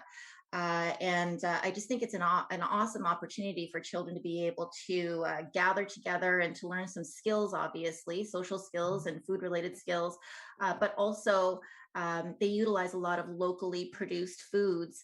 And so I'm wondering if the minister can tell me if there are any plans in place to try and increase the amount of locally procured foods within our school systems. So I want to thank the member for the question. So absolutely, yeah. So this is something that's part of my my mandate, is to look at food supply in schools. But of course, as somebody who used to be in the entrepreneurship world of programming and education, this is important to me. I think that we have some great opportunities across the province for local producers to be part of the conversation. I will be reaching out to some of them. I know some of our neighboring provinces have been looking at this as well, so I'll be reaching out to them as well. The honorable member. Thank you, Mr. Minister. The next question is about, again, on the food related scope, but also expanding, I guess, our horizons when it comes to curriculum offerings around producing food and understanding where our food comes from. And I know some schools have some local gardens, community gardens near them that they contribute to. But I'm thinking actually in the curriculum itself to get kids really excited about farming and agriculture at a very young age, as opposed to, a lot of people obviously grow up in it. I didn't grow up as a farmer. I decided to go into farming as a new farmer. My grandfather would have been a farmer, and my dad did a bit of farming as well, but that was before my time. So I kind of jumped into it just with a keen interest, but it would have been great to actually have that introduced to me at a young age, just like many other things. And so I'm wondering if there's a possibility of being able to, again, integrate more about agriculture and farming and animal husbandry through our curriculum for children who are, elementary school, junior high, and then high school. I think, Mr. Speaker, through you to the member. So in the curriculum for P6, there actually is some of what you're looking for in regards to what we're teaching and exposing our students to when it comes to food and in that area. Also, we have a close relationship with the Department of Agriculture that we utilize their support and their expertise to expose students to that world. Again, it's something that's part of my mandate letter when it comes to local produced food, but it's not just about the actual food. It's actually about what else can we do to support kids and expose them to the sector and a potential future for them. The member with about 8 minutes left. Thank you, Mr. Chair, and thank you, Minister, for your response. Within my constituency, in fact, just down the road, as we say in Cape Breton, from my constituency office in St. Peter's, we have an amazing opportunity. There's a beautiful camp called Camp Rankin. I went to it as a child myself. It's a 4-H camp, beautiful legacy actually to be able to have that resource in our community.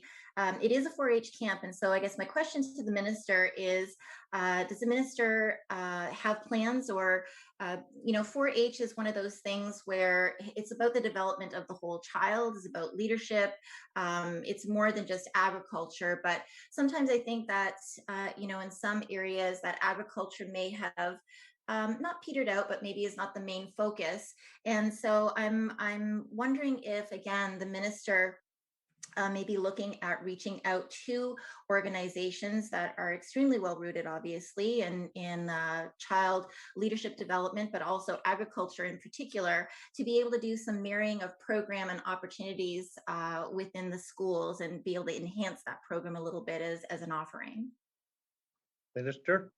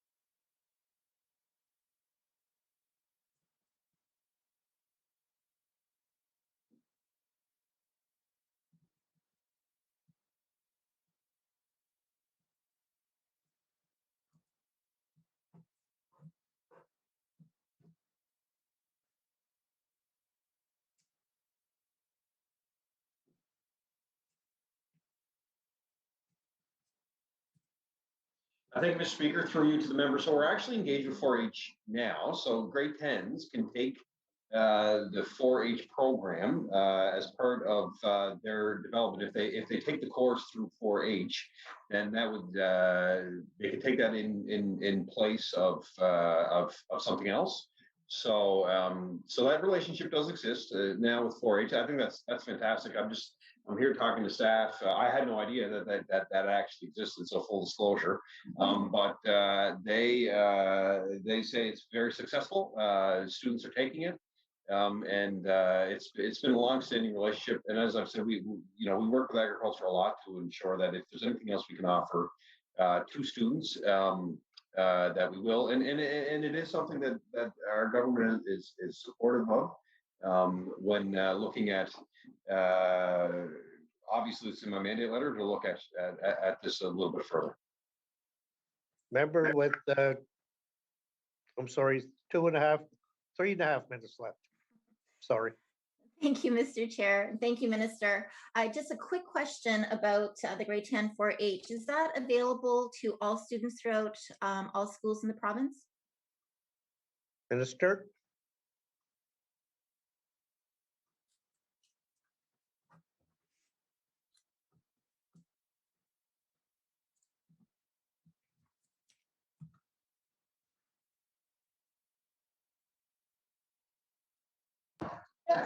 Through you to the member, Mr. Speaker. So we're going to actually send you some information. So there is a site that you can check out that I'll make sure that gets to you.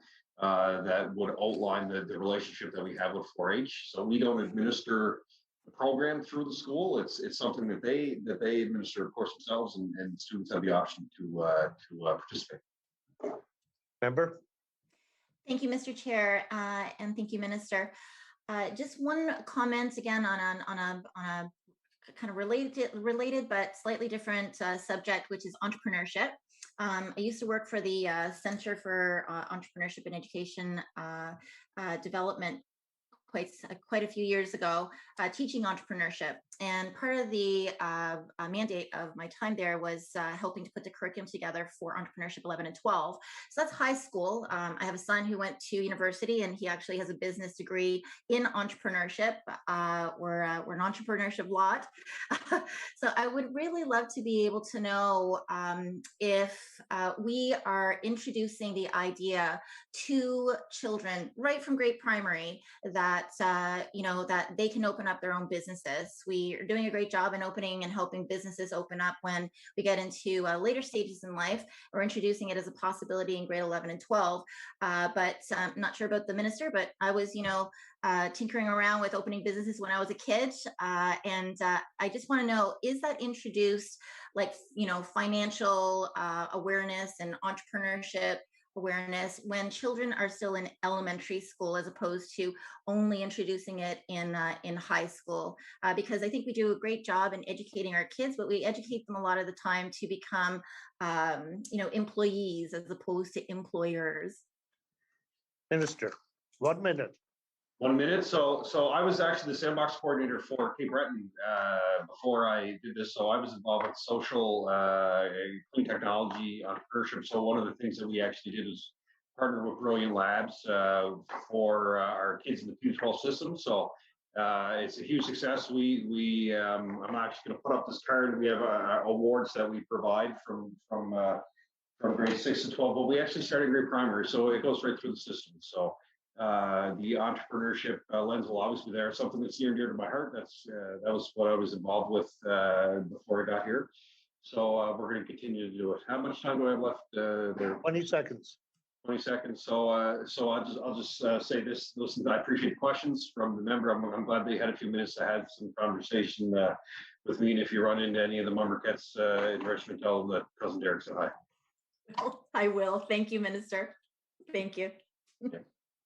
Order, please. The time for question has expired. I don't know whether I should call what the minister put up there proper or not, but anyway, we'll call on the minister now for some closing remarks and to put his resolution forward. The minister. How much time do I have, Mr. Speaker? 10 minutes. 10 minutes. Okay. So I'll start off by saying thank you to everybody over the last couple of days that have taken the time to spend with me to talk about education, the importance of education in the province. I've also been supported by a number of staff members in answering those questions. It's always a journey when you're in a job for a month and then you're thrown up for 8 hours of estimates and you try to be an expert, which sometimes can sound way more political than you want it to, and I'm sure for my members too. I do my very best to be as accessible as possible to all of you. So, of course, you had a number of questions and some great ideas as we talked through the last couple of days.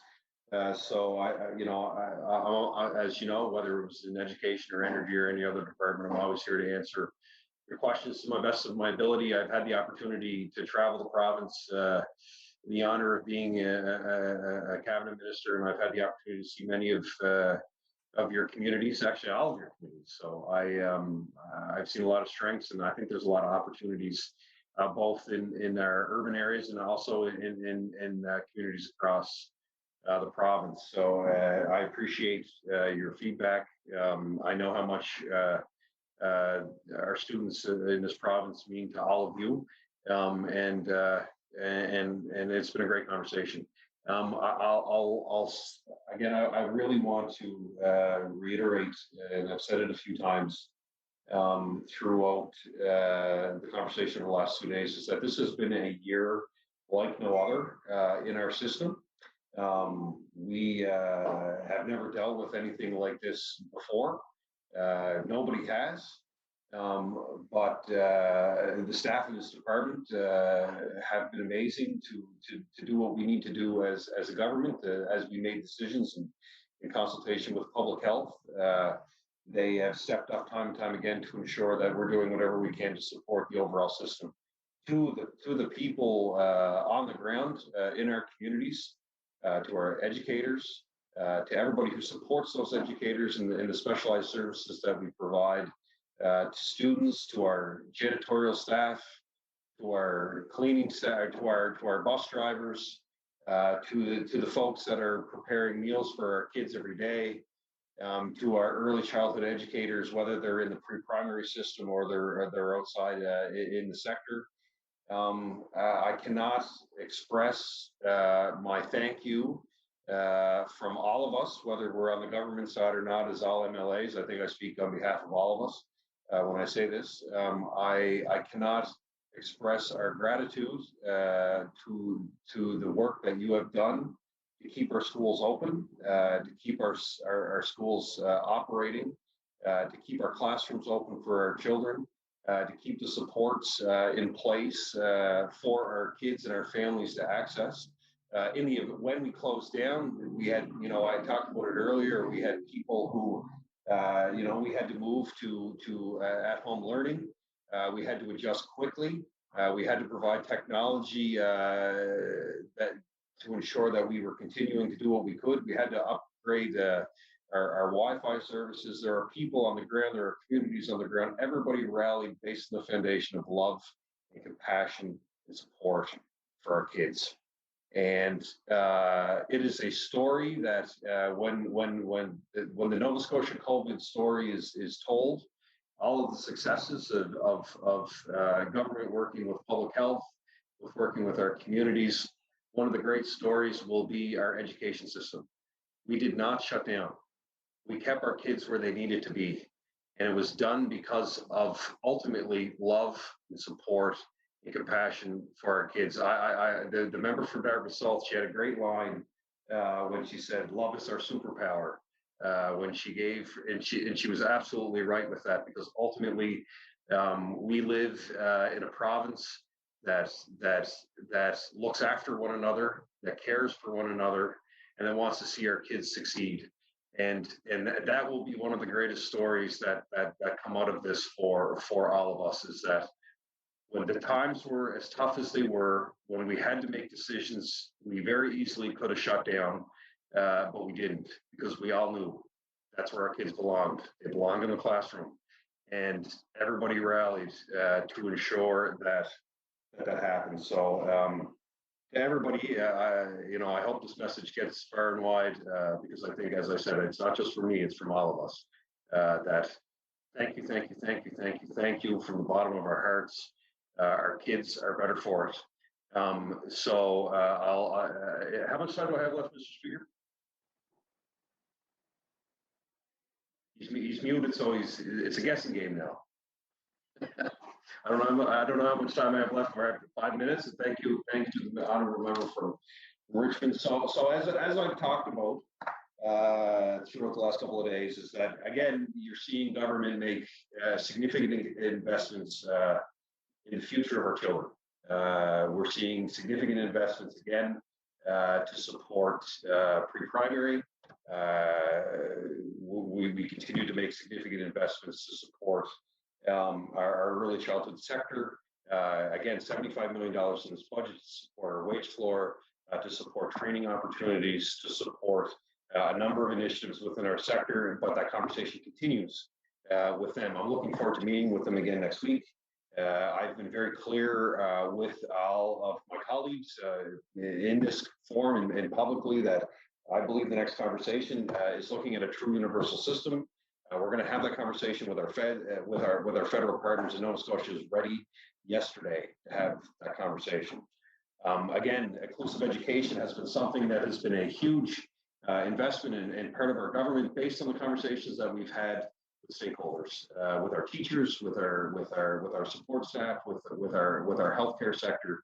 Again, you're seeing $15 million more invested in the budget to support the many supports that our students require and have asked for, and what our educators have asked for over the years. Supports for more speech supports, more autism supports, more supports with community nurses within our schools, more supports for mental health, Schools Plus, more supports to support anti-racism and anti-discrimination, supports like the Youth Project, supports like the work that we're doing with our African Nova Scotian and Indigenous communities. So, Mr. Speaker, again, it's been an honor to do this. I'm getting some sort of signal that the speaker's giving me on mute, so I think it may be time to read my resolution at this point. Be resolved that a sum not exceeding $1,591,394,000 be granted to the Lieutenant Governor to defray expenses in respect of the Department of Education and Early Childhood Development pursuant to the estimate. All those in favor show your consent by saying aye. Aye. Contrary minded? The resolution is carried. So, on behalf of the committee, I'd like to thank the minister for being with us the last couple of days, or last couple of evenings, I guess it is. And when we meet again tomorrow, we will be welcoming the Minister of Energy and Mines to the meeting. So, and I got to talk for 54 more seconds just to make sure that we do this legally. I can talk about the Leafs. I can talk about the Leafs. Listen, it is an honor, Mr. Chair, to have you chaired, and I love taking my phone session. Oh, Mike, I know too much Cape Breton Flames. Oh, the time must be up. Oh, sorry, no, it's not. It was up in the 60s for the league. Anyway, How about them Blue Jays? Yeah, it feels like it feels like baseball weather. Minister, thank you very much for being with us the last couple of days, as I mentioned earlier, and we are now adjourned. Thank you all. Have a great night.